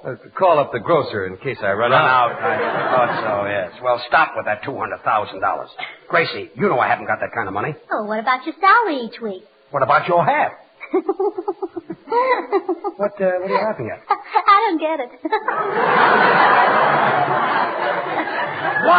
Why does everybody pick on me? Am I always going to be a fall guy? Am I such an awful dope? Am I ever going to mean anything on this program? Is he? Tune in next week and find out. Oh, fine. Well, I'm going down to write out that check for $25 for court expenses, which will clear up that Elsie Trellafas case once and for all. Don't pay it. Don't pay it? No. Today is the last day, and if I don't pay it, I'll be sued for contempt of court. My friend Millard Byer will fix it for you. Don't pay it. Millard Byer? Yes. Who's he? Probably some small-time fixer. Small time? He only happens to be on the crime commission. The crime commission? Sure. Every time there's a crime, he gets a commission. But look, Gracie, it's only $25. Don't pay it. Millard will fix it for you. I'll phone him. Well, what can I do? Oh, let me see now. Where can he be? Oh, yes. Operator, give me the Cotton Club, New York City. New York City? Hello? Cotton Club? Is Millard Byer there? Oh. That's swell. That's good. That's wonderful. Gracie, this is costing a fortune. Is Millard Byer there? No, that's grand. Wait a minute. That's marvelous. What's grand? What's marvelous? The music of the Cotton Club. Want to listen to it? It's swell. Give me that phone. Give me. Now the movie, Bad Jolly Little will sing I'll Never Smile Again. Calling New York City to save $25.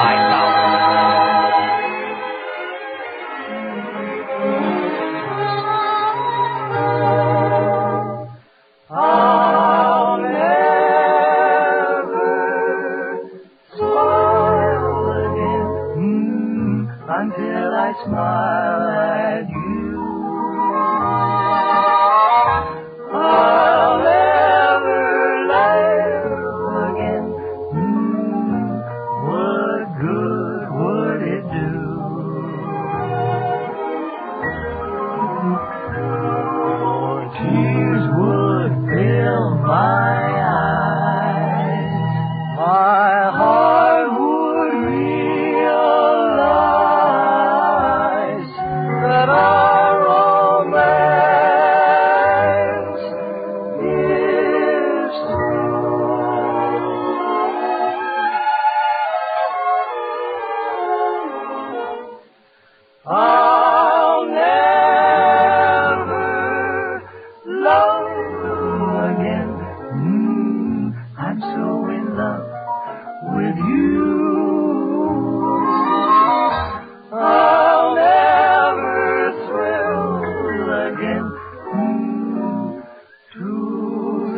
somebody new.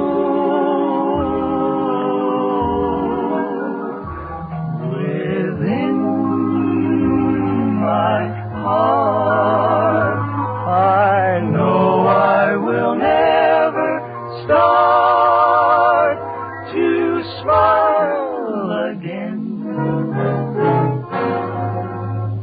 until I smile at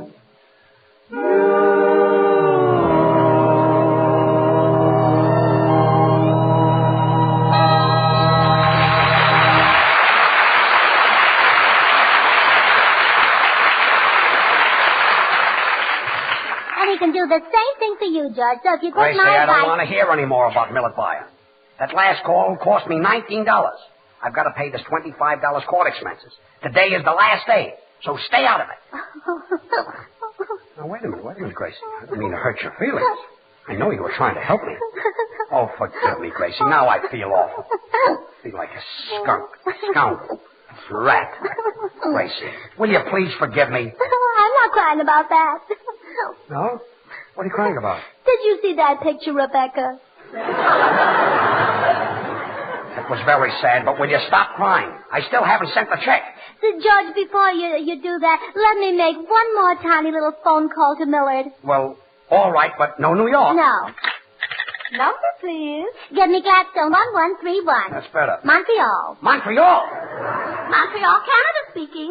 I want to speak to Millard Buyer. How do you spell the first name? With difficulty. Did you say Hillard Buyer? What? Did you say Hillard Buyer?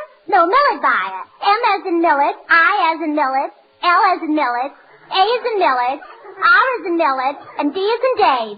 Here's your coffee. Hello, Dave speaking. Dave?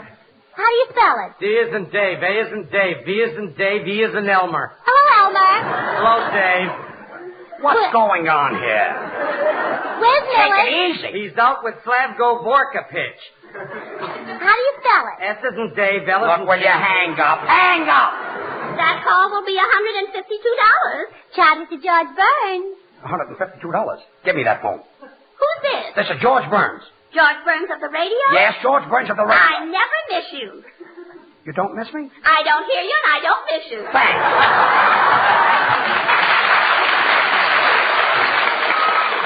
Gracie, so far it cost me $171 to save $25, and I just... George, I just thought of something. You saved $200,000 in that Elsie Trellafas case, and if you'd like to go into business with me... Look, I don't want to go into any business. I'd like to pay my court costs. Today is the last day. George, you better go into some business, because the way the income tax is today... What do you know about income tax?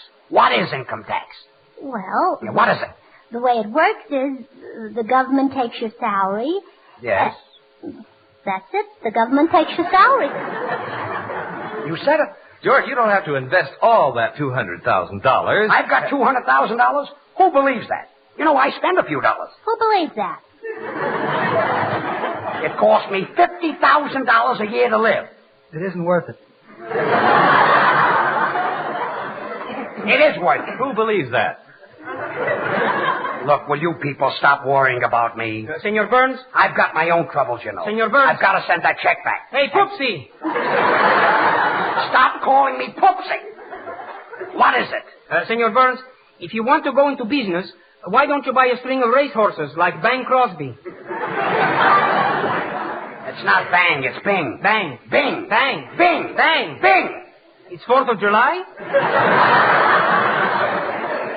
Anyway, racehorses are not Crosby's business. That's his hobby, horses. And they run like hobby horses. Now, stop. I've had enough of this. I've got to make out that check for $25. Today is the last day. But, George... I don't want to be helped anymore. Gracie's silly phone calls they've already cost me $171. 320. 320? I did it again. You did it again? Honolulu. You called Honolulu? Millard Buyer wasn't there. And what cost all that money? Well, I spoke to a hula dancer, and you know what gossips they are. Hula dancers are gossips? I never saw such busybodies.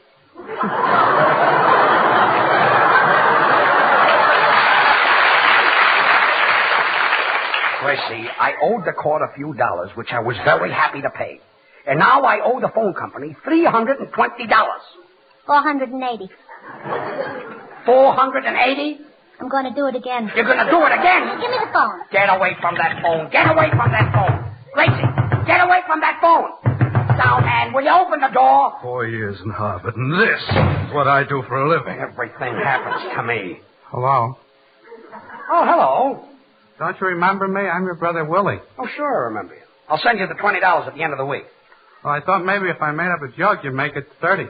Willie, look, will you go home? Go home. I have a very funny joke. Have you got a sleeping tablet?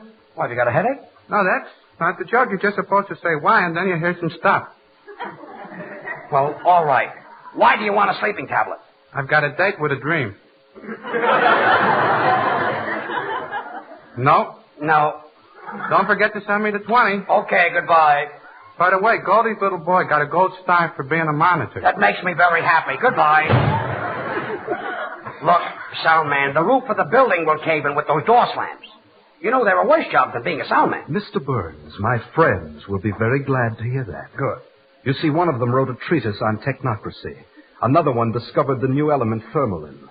Another one of them won the Phillips Prize for chemical research. And they've all invited me to the annual outing of our honorary society. And I suppose they're ashamed of you being a sound man. They are. Then why did they ask you along to the outing? I am the only one who has a car.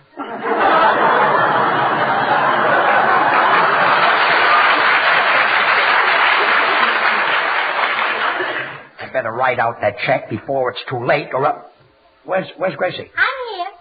Gracie, are you still on the phone? Please. Hello? What? What's that you say? There was fire, isn't there? Gracie, why are you speaking so loud? Well, you gotta talk loud when you talk to Egypt. Egypt? Doesn't the Millard buyer ever go to Pomona or Long Beach? Sorry, Millard Buyer isn't here. He left for the West Indies. Have you tried Bahamas? Yes, I've tried Bahamas. But they're very uncomfortable to sleep in, don't you think so? Oh, I think that's an extra $20, that blow, on the phone. Gracie, this is costing me a fortune. Will you hang up? That will be $700 for 3 minutes. Charge it to George Burns. $700. I won't pay it. George Burns won't pay that money. He says it's an outrage. He says you've got a lot of nerve, and where do you get that stuff? You just spoke another minute. It's $900. $900? Give me that phone. Operator, it's bad enough to charge $700 for 3 minutes without charging an extra $200 for a minute of explanation. You can't charge $900. You just spoke another minute. It's $1,100. $1,100? Give me that phone. No, you don't. $1,600 to save $25. What a phone bill. You don't have to pay it. What do you mean I don't have to pay it? Well, I know somebody who can fix it. Operator, give me Newfoundland. Get away from that telephone. Get away from it.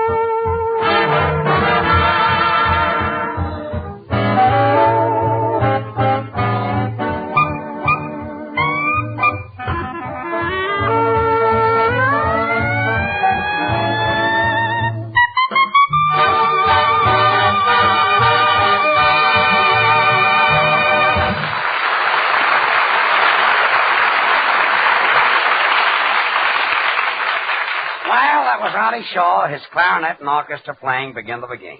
You know, it was Begin the Beguine that made Artie Shaw, and it was Artie Shaw that made Begin the Beguine. Of course, that was back in 1937 when Begin the Beguine began. Thanks, George. Now can I pass the plate? What plate? The one that's loose in your mouth.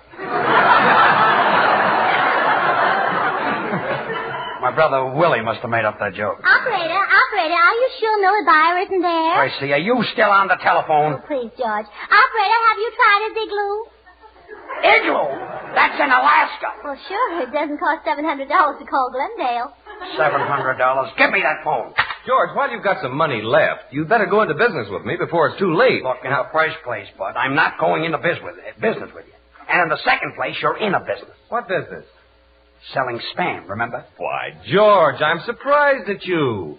Selling spam isn't a business, it's a pleasure. Oh, I was naughty again. There you were. Well, folks, you've all been amused by the stories your children have brought home about their experiences at school. But here's a letter from Winnetka, Illinois that sort of tickled us. The reason is obvious, as you'll discover in a moment. The writer said, my youngster in the 3rd grade insisted on extra spamwiches in his lunchbox. After a few questions, I found out why. When the youngsters trade sandwiches at school, a spamwich has a trade-in value of 2 ordinary sandwiches. Now, I don't know how many deals are made each day, the letter concludes, but I thought you might like to know how children regard spam in our neighborhood.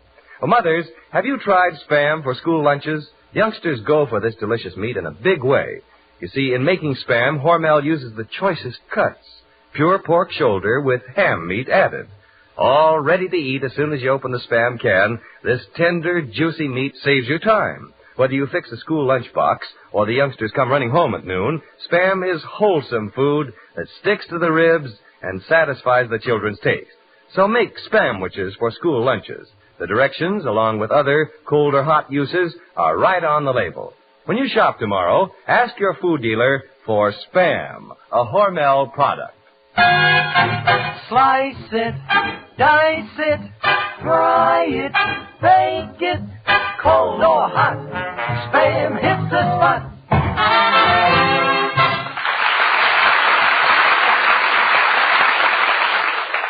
Well, slice it, dice it, slice it. No matter how I slice it, I'm still in the ground. Fine thing. To save $25, I now owe the phone company $3,200. $3,700. $3,200. $3,700. $3,200. I know something that you don't know. You did it again. Tahiti. Tahiti? I phoned during a hurricane. Mildred Byer wasn't there. Neither was Tahiti. Gracie, some dark night when nobody is looking... Judge, you don't have to worry anymore. I don't. Now, I'm not going to make any more phone calls. Oh, well, at last. I told the long-distance operator to spare no expense and for her to locate Millard Byer. I say that's much better. Look, Gracie, some dark night when nobody is looking... Hello? South Africa calling. We have information concerning Millard Byer. $500. Collect. Charge it to George Burns. I'm nicely going bankrupt. Copycat. Quiet. Here's your party. Thanks. Hello, America. Stanley speaking. Have you found Millard Byer? Millard Byer? I'm still looking for Dr. Livingston. Goodbye. Well, it cost me $500 to find out that Stanley is still looking for Livingston. Come in. Mr. Burns? That's right. I'm from the sheriff's office. I have a warrant for you for failure to pay your court expenses. Court expenses? You mean the $25 I've been trying to pay all evening? Well, here it is. I'm sorry, brother, but it's too late now. But, mister, I always pay my bills on time, don't I, Artie? That's right, mister. He always pays my salary on time. You see? 50 cents down and the rest on time. Now, look, I'm sorry. I'll have to take this warrant. It's Judge Hamill's orders. Judge Hamill, that old fogey... Just a moment. Judge Hamill is the best judge in this county.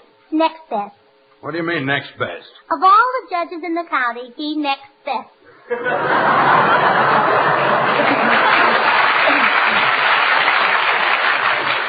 Well, mister, I'm not going to take this warrant because I had every intention of paying the $25. Senor Sheriff, don't worry. Senor Burns has an honest face. Really? Honest, that's a face. Now, look, I'm not going to take that warrant. Well, you'll have to. Well, give it to me. Gracie, you can't tear that up. We certainly can. Tearing a warrant, eh? Well, mister, you'll be fined $1,000 for contempt of court. Oh, yeah? Well, George knows Millard Byer who can fix it for him. Someone who can fix it, eh? Well, that's bribery. That'll cost you another $1,000. I didn't say anyone was going to fix it for me. Now, denying it, eh? Well, that's perjury. That'll cost you another $1,000. Now, wait a minute. Did you ever hear of me? I happen to be George Burns of the radio, and I get $5,000 a week. For what? For being a comedian. Taking money under false pretense.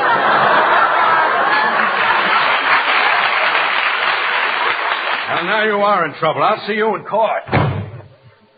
Well, Gracie, I can thank you for all of this. Oh, it was nothing. I'd do it for anybody. Instead of paying $25, I wind up paying $25,000. Hello? This is Zanzibar calling. Zanzibar? Is the Millard Byer there? No, he left last week for Mandalay. Mandalay? Where's Mandalay? Where the dawn comes up like thunder out of China, across the beach. George, it's a George Burns. Give me that phone. And I don't want any more phone calls. Don't touch that phone. Well, it might be Millard Byer. I don't care. Don't touch that phone. Well, never mind. Just say I'm not in. Hello? What? Who? George Burns? Oh, I'm sorry. He's not here. Goodbye. Oh, you should have answered it. Who was it, Millard Byer? No, it was the Pot of Gold program. The Pot of Gold?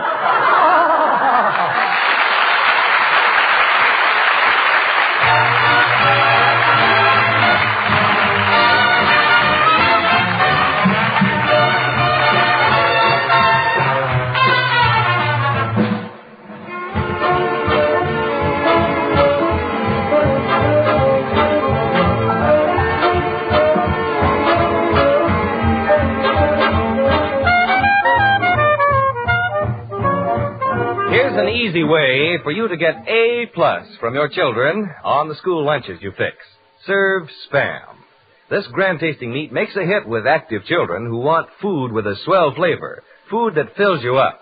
You'll like Spam because this satisfying meat is all ready to eat as soon as you open the can. Just slice Spam and make Spamwiches for the lunchbox. Or serve plain with a vegetable, bread and butter, and milk if the youngsters pile in on you at noon. Let Spam, S-P-A-M, solve your school lunch problems. Ask your food dealer for Spam, and be sure to try the easy recipes on the label. Well, thank you, Bud. Well, Gracie, say goodnight. Good night. George, are you going home? No, I'm good and sore. $25,000 for phone calls. Mr. Burns, you've got no reason to be sore.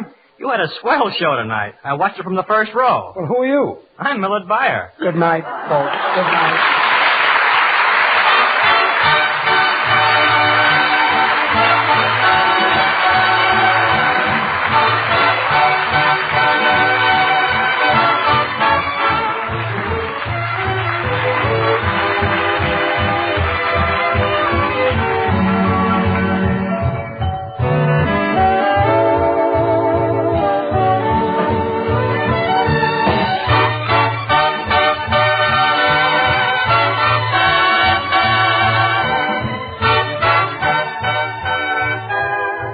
Again next Monday night, same time, same station, for another George Burns and Gracie Allen show with Artie Shaw and his orchestra and the Smoothies. Until then, this is Bud Easton reminding you to remember that cold or hot, Spam hits the spot.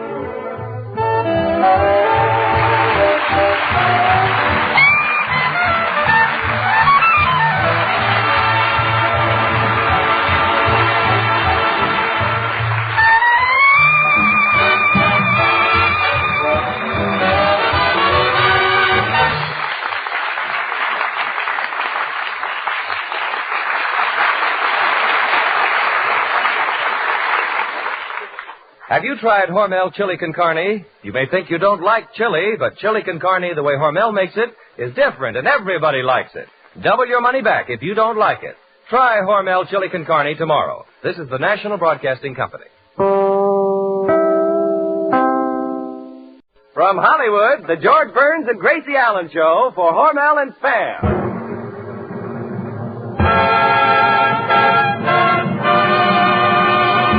Crazy people.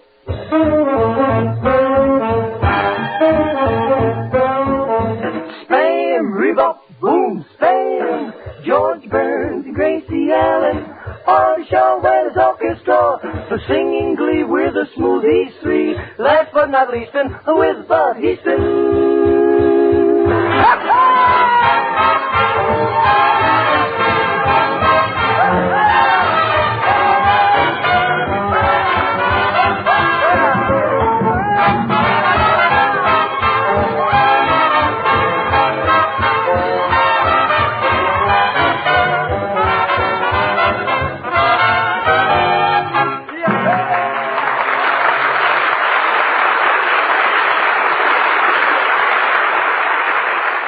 Another Monday night brings another Burns and Allen show to your house with this swell dinner suggestion that it's as snappy as a new fall hat. Headline the evening meal with a Spam bake. Just open a can of Spam and bake this delicious meat. Takes only a jiffy, and you'll find the easy recipe right on the label. All summer, smart housewives have served Spam cold. Now that fall is here, baked Spam makes a real hit. When you bake Spam, you enhance the meaty flavor, the satisfying goodness of this delicious meat. You save time because Spam, a perfect blend of pure pork shoulder with ham meat added, is cooked by Hormel's own formula to preserve all the natural juicy flavor and tenderness of choice meats. Try baked Spam for dinner tomorrow. Ask your food dealer for SPAM Spam when you shop. You'll discover in baked Spam an economical main course that satisfies the family completely.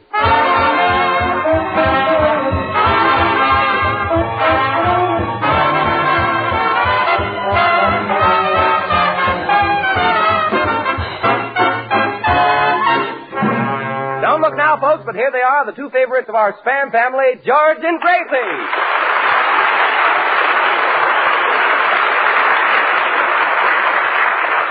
Well, thank you very much. Well, George, here it is, September. Yes, Gracie, and the summer is practically over. The leaves are beginning to fall. It's starting to get cold. Squirrels are beginning to gather nuts. I'm staying indoors from now on. In 9 weeks, it'll be Thanksgiving. In 10 weeks, it'll be Thanksgiving again. Picture stars have stopped taking sunbaths. Tourists are leaving town. Dorothy Lamour's taking off her sarong. Tourists are coming back again. Pretty soon, the rest of the country will be snowed in, but California will be sending oranges to Florida, grapefruit to Illinois. Raspberries to Florida. Oh, yes, I certainly killed that joke. Oranges to New York. Yes. Well, that ought to take care of the fall weather. Sí, yo siempre he dicho que el clima de California es una cosa preciosa. A mí me gusta mucho. Oh, yes, in spades. What is that, Senor Lee? In weather like this, I always go into the Brown Derby and order myself a nice glass of gold milk. Gold milk? Sí. You mean cold milk? The prices they charge, it must be gold.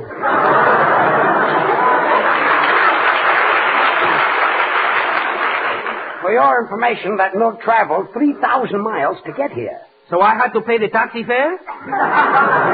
Well, this is fine. Now the Brown Derby will take my picture off the wall. Oh, they won't go back into the kitchen just for that.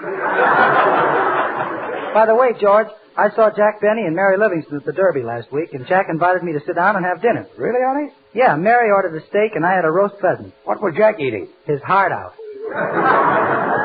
Stop kidding about Jack Benny being cheap. He worked very hard for his money. He's been on the radio for 10 years, and he finally came out on top. Yeah, by the handful. Well, now it's time for the smoothies, Charlie, Babs, and Little. Kids, what are you going to sing tonight? It's a song about two comedians talking to each other. What's the name of it? Trade winds. I don't get it. Oh, George, I knew I had something to tell you. Somebody suggested that with the fall programs coming back on the air, you should get the jump on everybody by getting a guest star. My dear Bud, whoever told you that could not have been listening to our programs. The sponsor suggested it. And furthermore, Bud, the sponsor? Yeah, sponsor. There must be a mistake. See, all the programs I've been on, they brought in guest stars only when the program needed help. The weaker the program, the bigger the guest star they needed. The sponsor wants you to get Clark Gable. What does he want with Clark Gable? I can't understand that. You can't understand what, Judge? Gable is a movie actor. He's only been on the radio for about 4 times. I've been on the radio for 12 years. I can't understand that either. Guest star. Artie, do you think I need to get any help? All I know, George, is that for years my family would gather around the radio whenever you were on. And they would sit by that radio until the program was over. Thanks, Artie. And then they'd turn it on.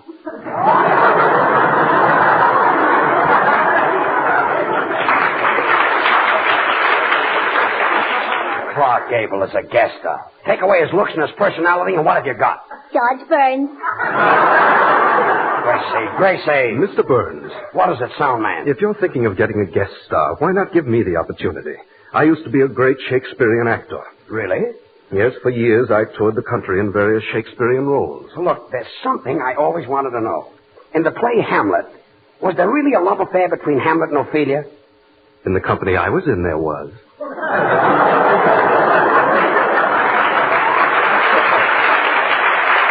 Well, anyway, I don't need a guest star. Sponsor or no sponsor. Hello? Spam program. I'm not getting a guest star. Who? I'm the boss of Just a this minute. program. And when I George. say something, I mean it. George. I wouldn't get a guest star if George. you paid me for a Hey, fortune. Poopsie! Quiet with that Poopsie. The sponsor on the phone. The sponsor? Oh, hello? Yeah, this is George Burns. Yeah. What? What? Yeah, but that shows that the male star of the program is weak. Yeah, but that shows... Yeah, but that... Yeah, but... Yeah, but... Sounds like Yebbet and Costello. Yeah, but... Well, all right, I'll get Clark Gable and Lionel Barrymore, but Ronald Coleman we don't need. Yeah, but... Well, I don't know whether I can get them. They cost a lot of money. Oh, you want me to call you back? Oh, you're at a board meeting discussing my option? Oh, certainly I'll get them. You wouldn't want me to get Mickey Rooney, too? Oh, later, huh? Well, goodbye, sir. And I'll spare no expams. Spams. That's a joke. Oh, he hung up. Well, that makes us one happy little family. Lionel Barrymore, Ronald Coleman, and Clark Gable. How do you get men like that? Oh, it's easy. I just drop my handkerchief and they pick it up and I say, how do? Oh, stop. I'll say that later. Gracie, they're discussing our option. We've got to do something. Well, George, why don't you get an impersonator who can imitate those stars? Say, that's a great idea. And I know just the fellow. He's a great mimic. A mimic? Yes. You mean mimic? No, a mimic. He imitates Al Jolson. I suppose if he could imitate Papa Dion, he'd be a puppet. No, then he'd be a panic. A panic?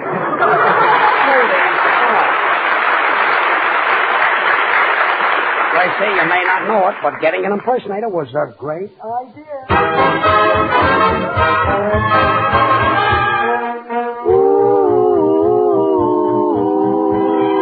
Down where the trade winds play,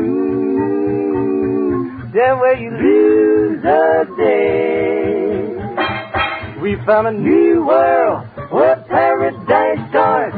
We traded hearts way down where the trade winds play. Music was everywhere. That was me in her hand. Under a morning of silvery boughs, we traded vows the night that I sailed away. Old trade winds, what a vow that lovers make. Old trade winds are the only made to break. When it is May again, I'll sail away again. So I'm returning, it's not the same. She traded her name down where the trade winds play.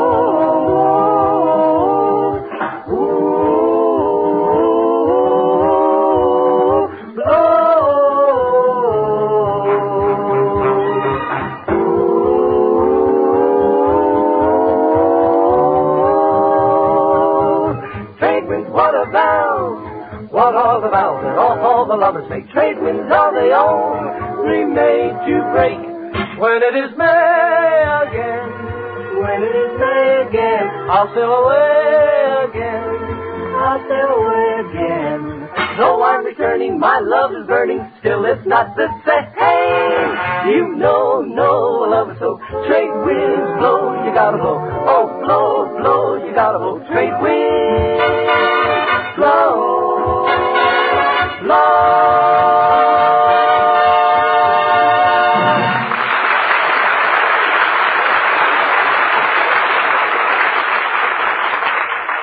Well, Bud, we're all set. I just hired a great mimic. Oh, can he do Gable? He can do anybody. In fact, Gracie is downstairs now, and she's getting a script of Boomtown. Oh, George, I just got it. Here's the script. Did you get the radio senses okay? Yes, except for a few minor changes. Good. Now, will everybody get around me, and I'll read the play. Now, the first scene takes place in a thriving oil town, and there's a lot of hustle and bustle. George, the censor says you can't say that on the radio. Say what? Bustle. All right, the bustle is out. Oh, where else can it be? Well, in this little town, there's an oil well right in the middle of the street. Now, some careless man leaves a few sacks of TNT lying at an angle. Can't do it. Why not? You've got to leave out the sacks angle. All right, somebody left some TNT. George, you're not going to say TNT. Why not? Brother, that's dynamite. Some careless man drops a match. Is that better? And sets the oil well on fire. And at that moment, the hero is entering the town saloon, and he's just about to step in. Can't do it. Can't do it. Can't mention step in. Well, I'm sorry. It was just a slip. Can't mention slip. Can't, huh? That comes under the ban. Underwear? Can't do it. Can't do what? Can't mention underwear. All right, forget the underwear. That's even worse. I suppose to do this play, I'll have to get an okay from the Secretary of the Interior. Can't do it. Can't do it. It's icky.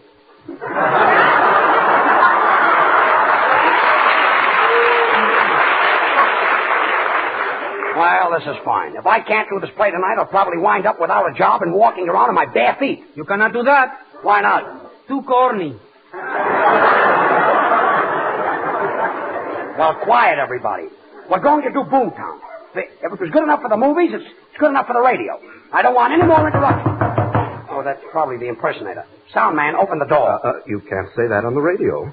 Why not? This door is made of wood. Wood is made of pine. Pine is knotty, and you can't say knotty words on the radio. Sound man, open the door.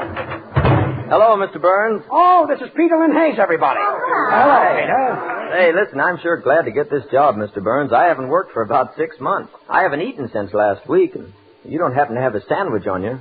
You mean spamwich? Later, Peter. We're broadcasting now, you see. Gee, I haven't had a bite since Thursday. George, shall I bite him? Quiet. Look, say, Peter, it's very important that you do these impersonations perfectly.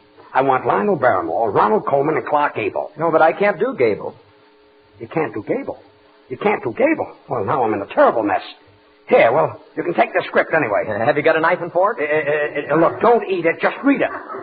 Bud, will you get the sponsor on the phone? George, what are you going to say to him if he can't do Gable? Well, I'll suggest Gary Cooper. I'll suggest Charles Lawton. I'll suggest Georgie Rabb. Can't do that on the radio. Why not? Too suggestive. Bud, will you get the sponsor? Okay. Senor Burns, if you want a good mimic, I'm just the man you're looking at. You're a good mimic? I'm positive, I think. I do a very fine impersonation of a cockney. A cockney? Listen, put up your hands and reach for the ceiling, you mug. What kind of a cockney is that? James Cockney.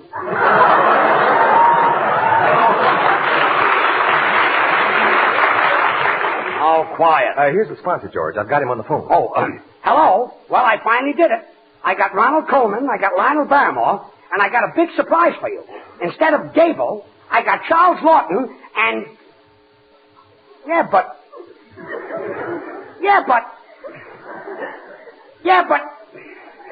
Oh, you're going back into the board meeting to discuss the option? Oh, sure, I'll get Gable for you. Yes, if I say I'll get him, I'll get him. What do you think I am? Oh. Goodbye. Gracie, what do you think the sponsor said to me? You can't say that on the radio. You said it. And now Artie Shaw and his boys will do Rose Room, which, by the way, they play nightly at the Rose Room of the Palace Hotel in San Francisco. Plug.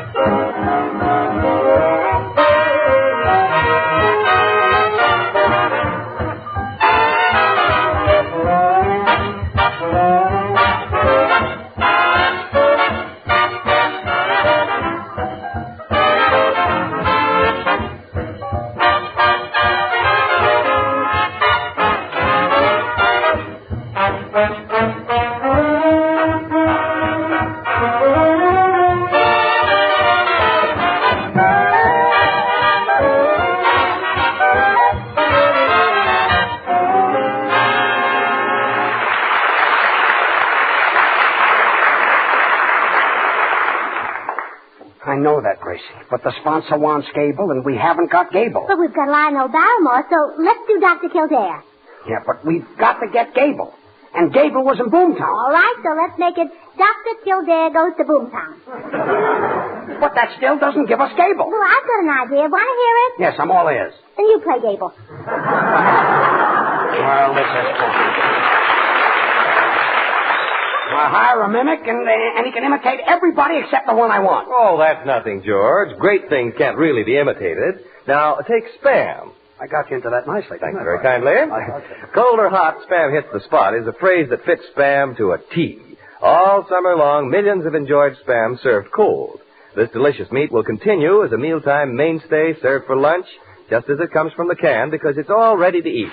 Now that school has started, you like to send the family away in the morning with a breakfast that sticks to the ribs. Well, here's a suggestion for a mighty good breakfast that's easy to fix and never fails to get the family up in a hurry. Spam and eggs. You don't have to worry about the family going away hungry because Spam, S-P-A-M, is delicious meat with a satisfying taste and flavor. Just open a can of Spam, cut off thin slices, and fry quickly in a hot pan. And egg sunny side up with tender, juicy, golden brown slices of fried Spam is a hearty breakfast as bright as the morning sun, and certainly a welcome change. Give your family Spam and eggs. You'll save time in the kitchen and serve good, economical meals. Spam keeps without refrigeration and is always ready for quick action. So ask your food dealer for Spam when you shop tomorrow. Try the several easy recipes on the label, then you'll know why Spam is good served cold or served hot. Slice it, dice it, fry it, bake it, cold or hot. Spam hits the spot.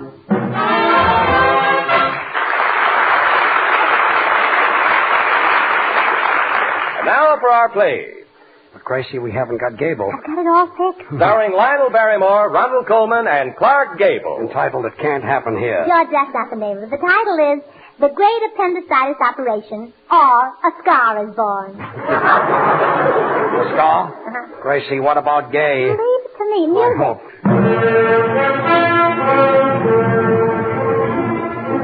As the play opens, we find Dr. Kildare and Nurse Allen in the operating room. The doctor is performing a very delicate operation. It's a very tense moment. Nurse, forceps. Scalpel. Needle. Well, there you are. Perfect job. Oh, thanks, Doctor. Now fill up the hole in my other stocking.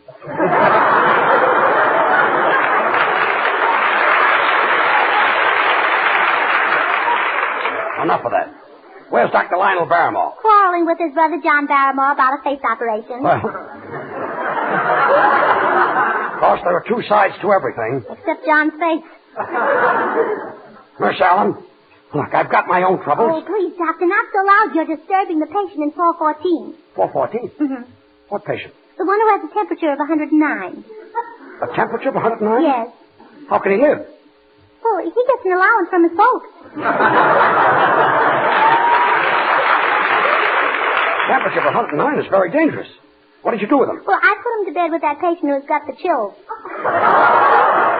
Well, I better go up and see him. Nobody's allowed in 414. Gracie, what about Abel Gay? I've got it all fixed. You have, huh? Look, here comes Dr. Lionel Barrymore. Well, I hope you got it fixed. Oh, hello, Dr. Lionel Barrymore. See here, son, who said you knew anything about medicine? I left positive instructions that little Billy should be kept on a strict diet. And he's brought into surgery with a hamburger sandwich clutched in his hand. Well, I'm awfully sorry, Doctor. Well, you should be. So I placed this little tyke on the operating table, and I administered the anesthesia myself. And I stood there looking at him. I stood gazing at that poor face until those tired little eyes finally closed. Well, Doctor, what did you do? What do you think I did? I ate the hamburger. Still hungry, huh? You mean Spam burger. I wonder where I can find Dr. Ronald Coleman. Please, Doctor, you're disturbing the patient in 414. Who is that patient in 414? The one who's got appendicitis. Well, then I must operate. Oh, no, his wife won't let you. Why not? Well, she says she won't have anybody else opening her mail.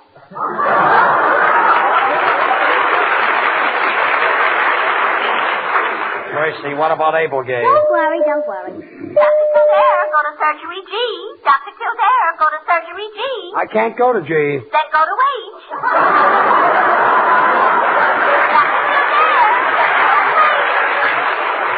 What kind of a hospital is this anyway? Please, Doctor, you're disturbing the patient in 414. Will you forget that man in 414? But, Doctor, he's got chills. Did you shake all over? No, only in 414. Gracie, did you fix that clock on the wall? I'm not Gable to tell the time. It's all fixed. Yes, I hope so. Hello? Hello, this is Dr. Shaw. Yes, Dr. Shaw. They just brought in a patient wearing a white sweater. Send stretcher at once. What do you want the stretcher for? The sweater doesn't fit me. Some doctor. Dr. Kildare? Yes, what is it, Senor Lee? Operate quick, doctor. A piece of cinder fleed me in the eye. It fleed you in the eye? Hey. You mean it flew in your eye? Fleed. Flew. Look, what comes after flies? Flit. Nurse Allen, will you go out and look for Dr. Coleman? Please, Doctor, you're disturbing the patient in 414. Who's this fellow in 414? How did he get in here without me seeing him? Well, he was an accident case. He fell off an ironing board. A ironing board? He was pressing his pants and he forgot to take them off. Look, Gracie, if we don't get... We got. When? Later. Oh. Dr. Kildare. Yes, Dr. Heaston. I just got a telephone call from New York that might interest you. This person said there's nothing better for a person who expects a nervous breakdown than a good dish of mongoose. Raw mongoose? No, it's cooked. Who said mongoose is cooked? The sponsor, if you don't get Gable. Gracie. Don't worry, don't worry. Here comes Dr. Coleman now. Well, Dr. Ronald Coleman. My dear Dr. Kildare, it's an honor and a pleasure to be a visiting surgeon in your great hospital. I've devoted my entire life to medicine. As a medical man, you know I'm speaking the truth when saying the reward we seek is not material. I don't want glory. I don't want fame. I just want one thing for my work. Well, what is it you want? You don't happen to have a sandwich. No.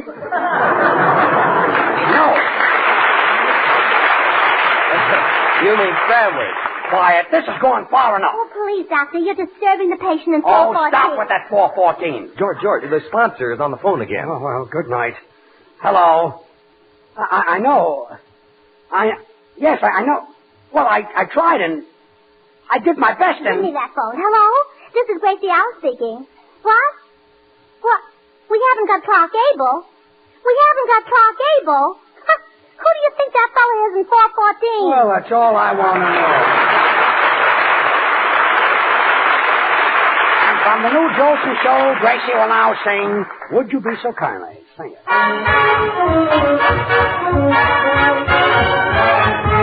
I'm not so hot in my IQ, but that's okay. I've got to tell you I like you, and that ain't hay. I'm not so bright, not so sharp, not so smooth in the sizzling phrases. And so I ask you in my curioso way, oh, would you be so kindly to treat me not so blindly? Or would you be so kindly if you please? Or would you be so sweetly to sweep me off my feetly? I'm asking you discreetly on my knees. Or would you be so gently to say that you'll be true and say it sentimentally, just like and keep it too? Or would you be so cutely to love me absolutely? Because to put it brutally, I love you. Now, baby, would you be so kindly, so very, very kindly, to show me how to find me a little piece of mindly? Or would you be so kindly if you please? Or would you be so goodly, wouldn't you, to treat me as you shouldly, shouldn't you? I'm so misunderstoodly. Why must you tease? Oh, come on, I'm waiting for an answer. Won't you be an angely and tell me I'm divine? I have a feeling strangely that you will soon be mine and bells will chime. Oh, don't be namby-pamby. Let's raise a little family. 'Cause being like I am, I love you. I do, and I do mean you.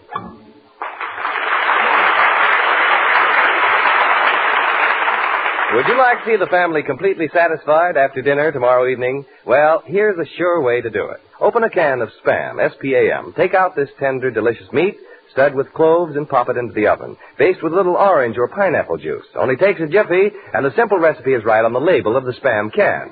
When a delightful aroma sneaks out of the oven, you'll hardly be able to wait for dinner to be ready. There's an economical main course that's easy to fix, grand to eat. Be sure to ask your food dealer for Spam when you shop tomorrow. Thank you, Bud. Well, Gracie, say good night. Good night. And, Peter, I want to thank you for those grand impersonations. But how come that you couldn't do Clark Gable? Well, that would be a very tedious job. In order to do a fellow like Clark Gable, I'd have to stay close to him for about 7 weeks. Should happen to me. Good night, all. Be with us again next Monday night, same time, same station, for another George Burns and Gracie Allen show with Artie Shaw and his orchestra and the Smoothies. Until then, this is Bud Heaston reminding you to remember that cold or hot, Spam hits the spot. Have you tried Hormel chili con carne? You may think you don't like chili, but chili con carne, the way Hormel makes it, is different, and everybody likes it. Double your money back if you don't like it. Try Hormel chili con carne tomorrow. This is the National Broadcasting Company.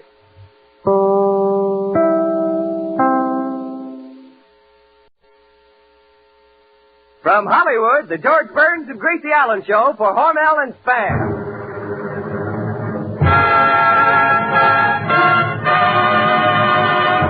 Crazy people.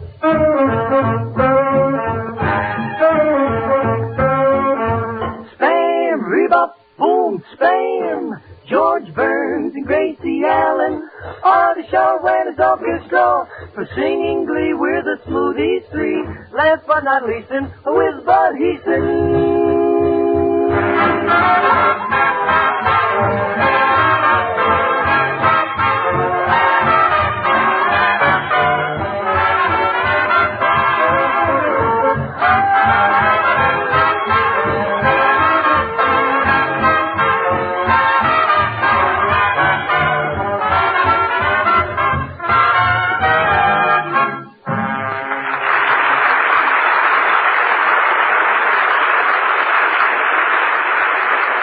Burns and Allen night at your house brings another gay show and a suggestion for a grand lunch. Serve Spamwiches. Just open a can of Spam, cut slices of this tender, delicious meat, and put between slices of bread. Use your own imagination, too, because Spam is taste-tempting meat that goes perfectly with plain ketchup, cream cheese, chopped olive, or any favorite fixing. Spamwiches always make a hit. In Boston tomorrow, the American Legion Convention Parade will last all day. The Legion marching units will be served Spamwiches with the compliments of Hormel. Lucky Legionnaires. So have a grand time in Boston, buddies, and enjoy those Spamwiches. Satisfying food that tastes well and sticks to the ribs. To those in the rest of the nation, we suggest you try Spamwiches for lunch tomorrow. Just remember to ask your food dealer for Spam, a Hormel product.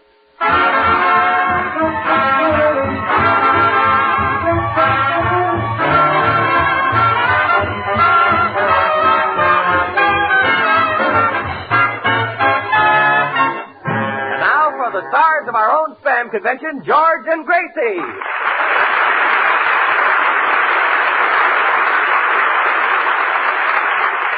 Thank you very much. Hello, Gracie. Hello, Bud.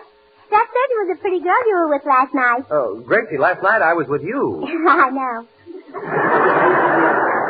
Well, that's a nice complimentary little opening. Bud, why didn't you take me to Ciro's? It's such a nice place. It only costs $10. Well, Gracie, you know how I am about going to a place that's full of picture stars and big personalities. You mean you're a little shy? Yeah, about $10. Listen, I've got some swell news for everybody. Oh, what is it, Poopsie? Gracie, I'm no longer Poopsie. No? From now on, I'm Snoopsie. Oh. I've just been asked to write a guest column for Ed Sullivan. Who's that? The newspaper columnist. I've never heard of him. He's read all over. Oh, an Indian. When I say he's read all over, I mean he's syndicated. Oh, I was syndicated once. You were? At my left arm. Want to see the scar? No. You mean vaccinated. Oh. When a columnist is syndicated, it means they run all over the country. Oh, you mean like Eleanor Roosevelt? Yeah, that's what I mean. Anyway, I'm writing this column, and if you hear of any gossip, let me know. You see, I'd like to be very... Well, listen to this. You got something? Well, let's hear it. Did you hear about Gene Autry? she know it? Mm-hmm. No. What about him? His horse is going around Hollywood wearing dark glasses. His horse is wearing dark glasses? Yeah, he doesn't want to be recognized. He's ashamed. Ashamed of what? Well, it's supposed to be one of Crosby's horses.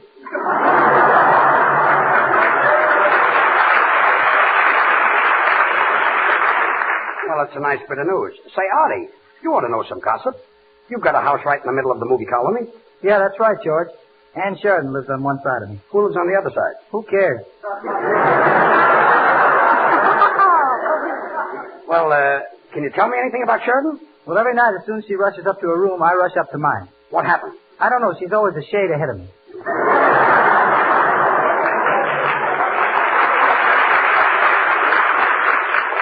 Well, thanks, Artie. So far, I've got nothing for my column. George. Yes? Come here. Oh, you got something. Now, I don't want Artie Shaw to hear this, but this is really scandal. Mm-hmm.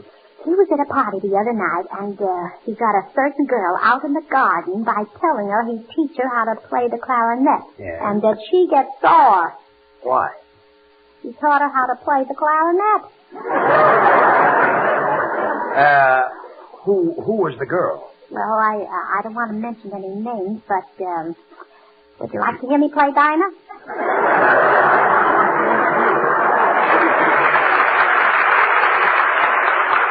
Later. Right now, I've got a column to write, you see. Señor Burns, yo tengo una noticia para el periódico este de los... Artie, what does your guitar player send you all these things? Well, George, you know we're playing at the Palace Hotel in San Francisco, and he's sore because he's not staying at the Palace. I see. So I got him a room at a little Spanish hotel, the El Flapo.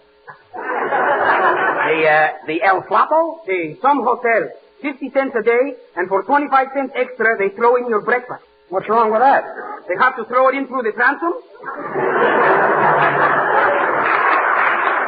Look, senor, the El Flapo's a nice hotel. Every room has a bath. With lukewarm water. Lukewarm water? You mean lukewarm water. Leak means it comes through the ceiling. That's the El Flapo. Now, boys, I just as soon not Say, have... you know, I was born in San Francisco. I know that, Gracie, but I've got to get a column. Hey, George, if you want things to write up about, go up there.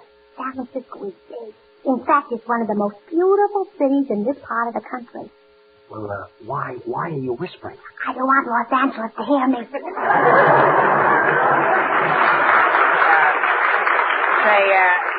Say, Salman. Yes, Mr. Burns. Well, maybe you know of a little scandal. You've been working in the studio for years. Yes, and what a job. 4 years in Harvard, and this, what I do for a living. Look, disappointed Einstein. Have you got anything for my column? Well, here's a little item that might prove of interest. It concerns marine life, the creative and amatory instincts of the species Crustacea mollusca. To you, oysters. Well, thanks.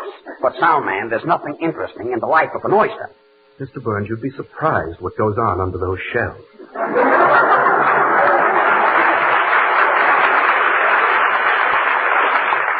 You people don't seem to understand. Ed Sullivan wanted a big radio comedian to write his column, and today he asked me. What made him change his mind? Look, I've got to get this column finished. But don't you know a little scandal? Well, I'm not the one to talk, but I met a certain Hollywood star the other day, and she invited me up to her apartment. Oh, no, getting something. Yeah. She brought out a plate of sandwiches, and I ate about 2 or 3. Then she looked into my eyes, and I looked into hers. Uh-huh. Suddenly, she turned out the light. Well, what happened? I'm no fool. I ate the rest of the sandwiches.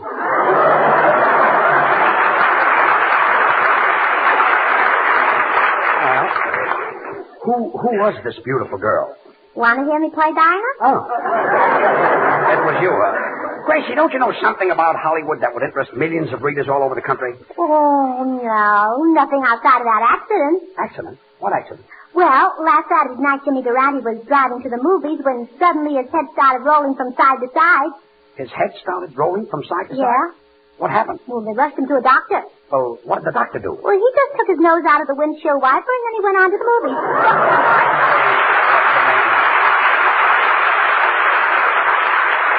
And now, the Smoothies, Bab, Charlie, and Little will sing That's For Me.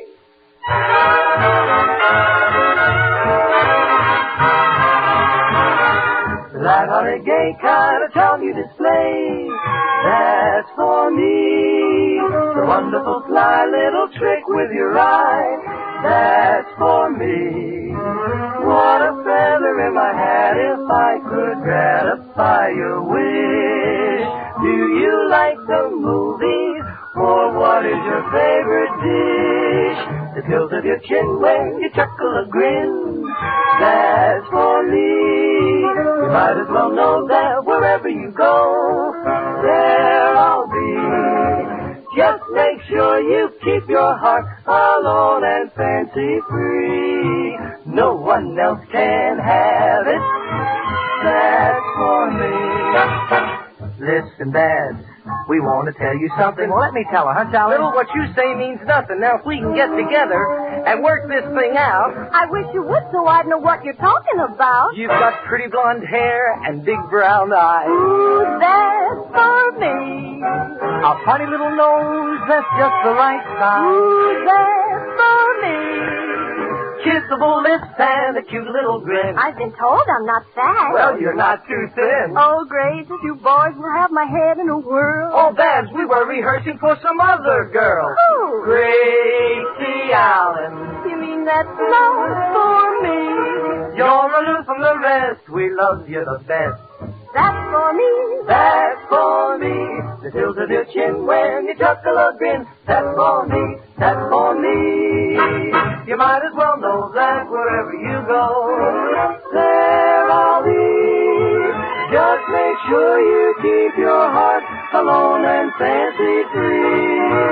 No one else can have it, cannot live without it. That's for me.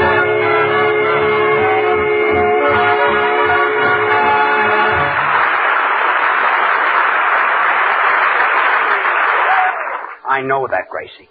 But I can't use a news item like that. What if he did elope with a girl on the second floor? Well, he was supposed to elope with a girl on the fourth floor, but the ladder didn't reach. Gracie, that wouldn't interest Sullivan's readers. And then they started throwing rice at them, and the rice was very gooey. Rice isn't gooey. It is when it's in chow mein. Well, that's certainly using your noodle. Oh. That's my only joke.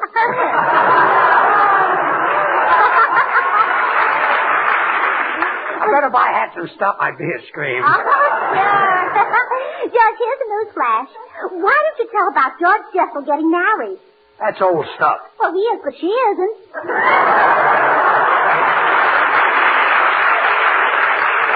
So far, I haven't got one item. A fine bunch of nincompoops around here. Oh, well, you shouldn't have any trouble, George. After all, the column's only about 1,000 words. Just write what you're thinking about. Say, that's a good idea. I'll just speak my mind. That's right. What are you going to do for the other 999 words? Artie, are you trying to create the impression that I've got an empty head? Don't pay any attention to him, George. There's nothing in it.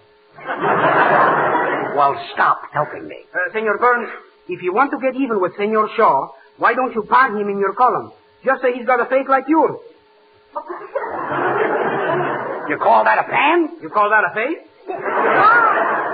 I can't see anything wrong with my face. Well, maybe that's on account of you're in back of us. Gracie, I'd like a few lines I could use in my column. Well, let's see. Huey Salas is in town. Huey Salas? Who is Huey Salas? Oh, he's taking Professor Quiz's place on the radio, that's all. Are you sure? Positive. Huey Salas is taking Professor Quiz's place, huh? Well, I'd better go out and wire this to Sullivan. Soundman, would you open the door? Please, Mr. Burns, would you mind opening it yourself? I'm watching one of my pet oysters. Well, is it a male oyster or a female oyster? Mr. Burns, that would only interest another oyster.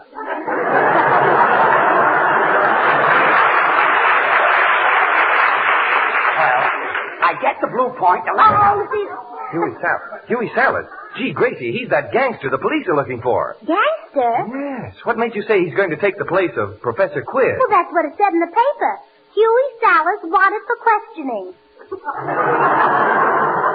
Well, I read about him, and he's really a bad guy. He's in that restaurant racket. He gets a penny. I never played a soup that's sold. Gee, can you imagine 50 million people eating soup? Boy, what a racket.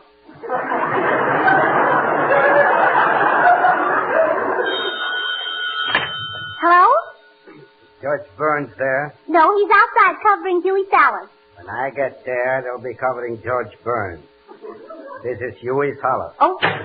Gracie, that Salas is really a bad man. He's a gangster. He'll put the finger on George. Oh, yeah, that would be terrible. Yeah. George is so ticklish. I got that Huey Salas item in the column. Sullivan says it's great. I can't wait to read it in the paper tomorrow. Oh, we're not going to dig you up just for that. You don't have to dig up anything for me. I've got my own news. Well, don't worry, George. No matter what happens, we'll all be behind you. Oh, thanks. Walking slowly. What's the matter with you people? I never get any cooperation here. I feel like leaving the program and going where I'm appreciated. Hello? Sam Sweetheart speaking. What? What? You say whenever George leaves the program, you have an opening for it? Well. Oh, all right. Goodbye. Who is that? Forest Lawn Cemetery.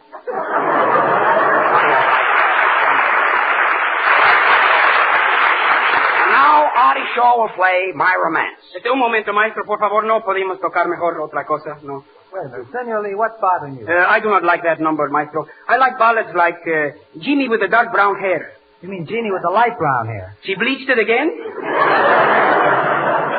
Look, Senor, I'm boss. When I pick a number, I want you to play it. But I do not like that number. Why don't you play songs like Stardust or Indian Love Call or Mamá yo quiero, mamá yo quiero, mamá yo quiero chupar una chupeta, una chupeta, una chupeta que le vamos al niño a dar. Mamá, mamá, mamá yo quiero, mamá yo quiero. Mamá, yo quiero chupar una chupeta, una chupeta, una chupeta que le vamos al niño a dar. Mamá, mamá, mamá, mamá, me quiere abrazar, mamá, me quiere ya besar. Ya no puedo más resistir, si no vienes. No aseguro que me pasa, mamá, se quiere ya casar. Ya me pregunto, está sentada a mi lado, ya me tiene abrazado, ya me besó.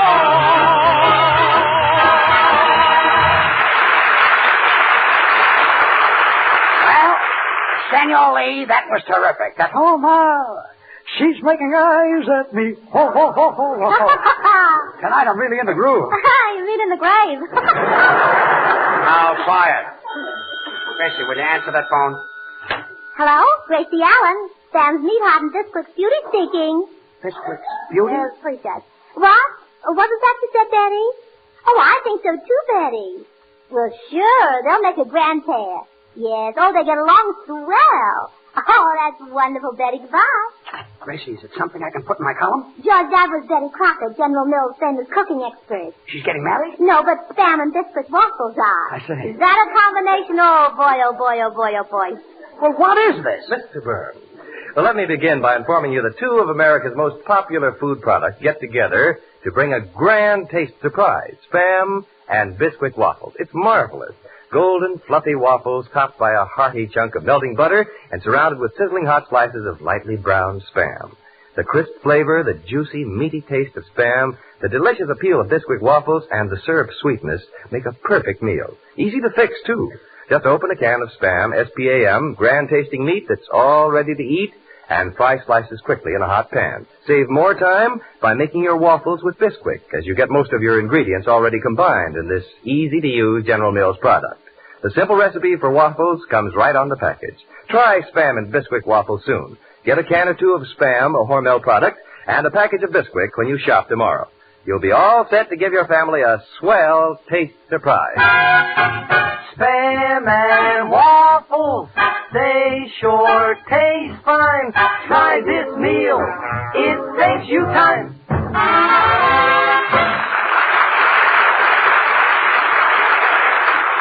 Look, Gracie, the paper is going to press soon. I better get some more news for that column. Oh, George, I know something that'll kill you. What's that? Huey Salas. Huey Salas? Yeah, he's a racketeer. He's a gangster. Yeah, George, we might as well tell you that while you were out, he phoned and said he was coming up and take care of you. Well, all I did was mention his name in my guest column. Well, that's what he's burned up about. You know, he's really a tough guy. I read in the paper that once a bomb exploded in his back pocket and he didn't even feel it. Sounds like one of the dead end kids. So, what am I going to do? I better call the police for protection. Operator, get me the police department.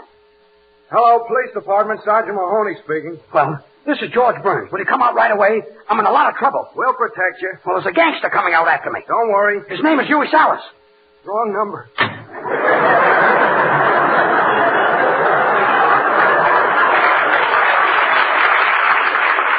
how do you like that? Even the police are afraid of him. Artie, play a number. Gee, what am I going to do?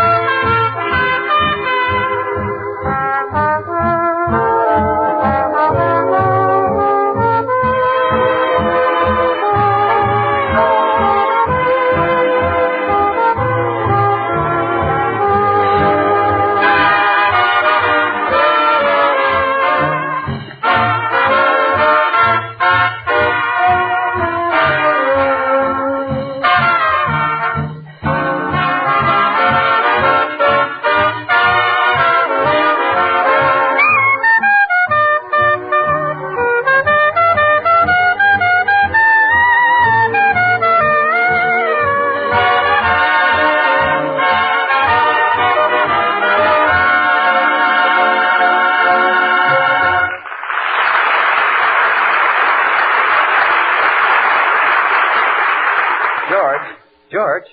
Hey, Snoopsy, come out from under the piano. He's not here yet. Oh, just tying my shoe, nothing. Great. Well, your troubles are over, George. I got this sawed-off shotgun for you from my brother. Now, let me try it. Fine sawed-off shotgun. Doesn't work. Oh, well, how do you like that? You sawed off the wrong end. Now, look, you got me into this mess. Boy, that must be Huey Salas. What'll I do? Just hide in my wardrobe closet. Wardrobe closet? Yes, just push those dresses back. Okay. Come in. I'm Huey Salas. Where's George Burns? Oh, he's not here.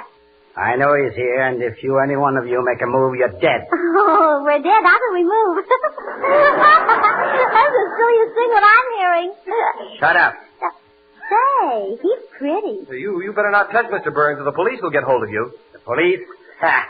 Every time they put me in jail, I break out. Well, maybe you're eating too many strawberries. Where is George Burns? I'm going to rub him out. You're going to do what, senor? Rub. How you be? Oh, I'm fine. How you be?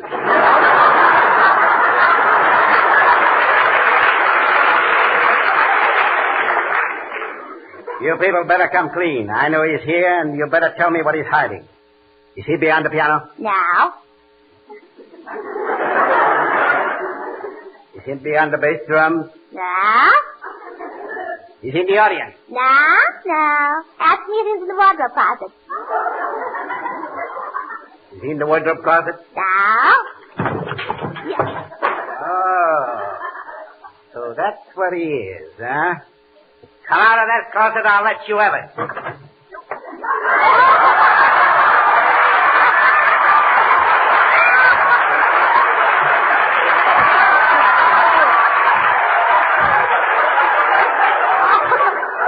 How do you like that? George is dressed up in Gracie's clothes.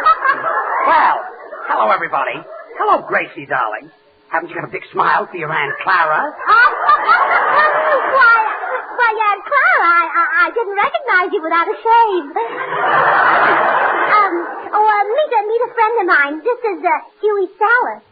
How do, Miss Salas? Aunt Clara, huh?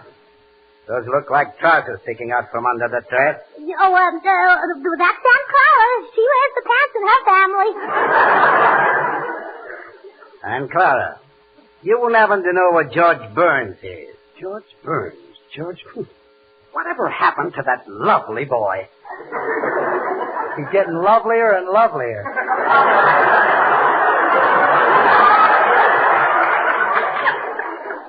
I won't leave here until I find George Burns putting my name in the papers. And when I do, I'll take his little neck and go, ah! Oh! What's the matter, Aunt Clara? Oh, it's my girdle. It's killing me. I better get a two-way stretch. Don't mention stretch.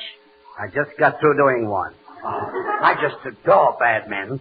You great big bad man, you. Is he kidding? You know, Clara, I've seen a lot of models in my time. You're not a bad-looking dish. Oh, Huey. Come here, babe. No.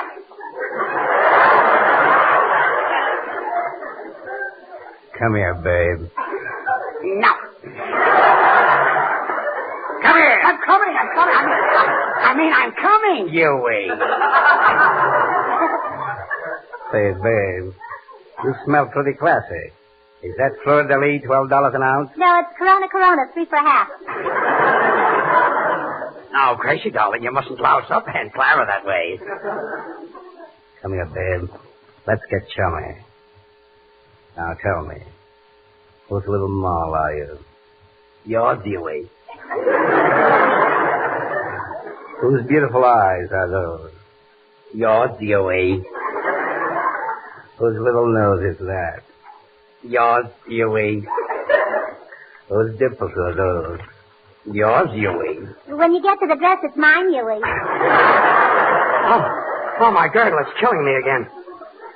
Come on, babe. Let's go in the park. I'm going to take you for a ride.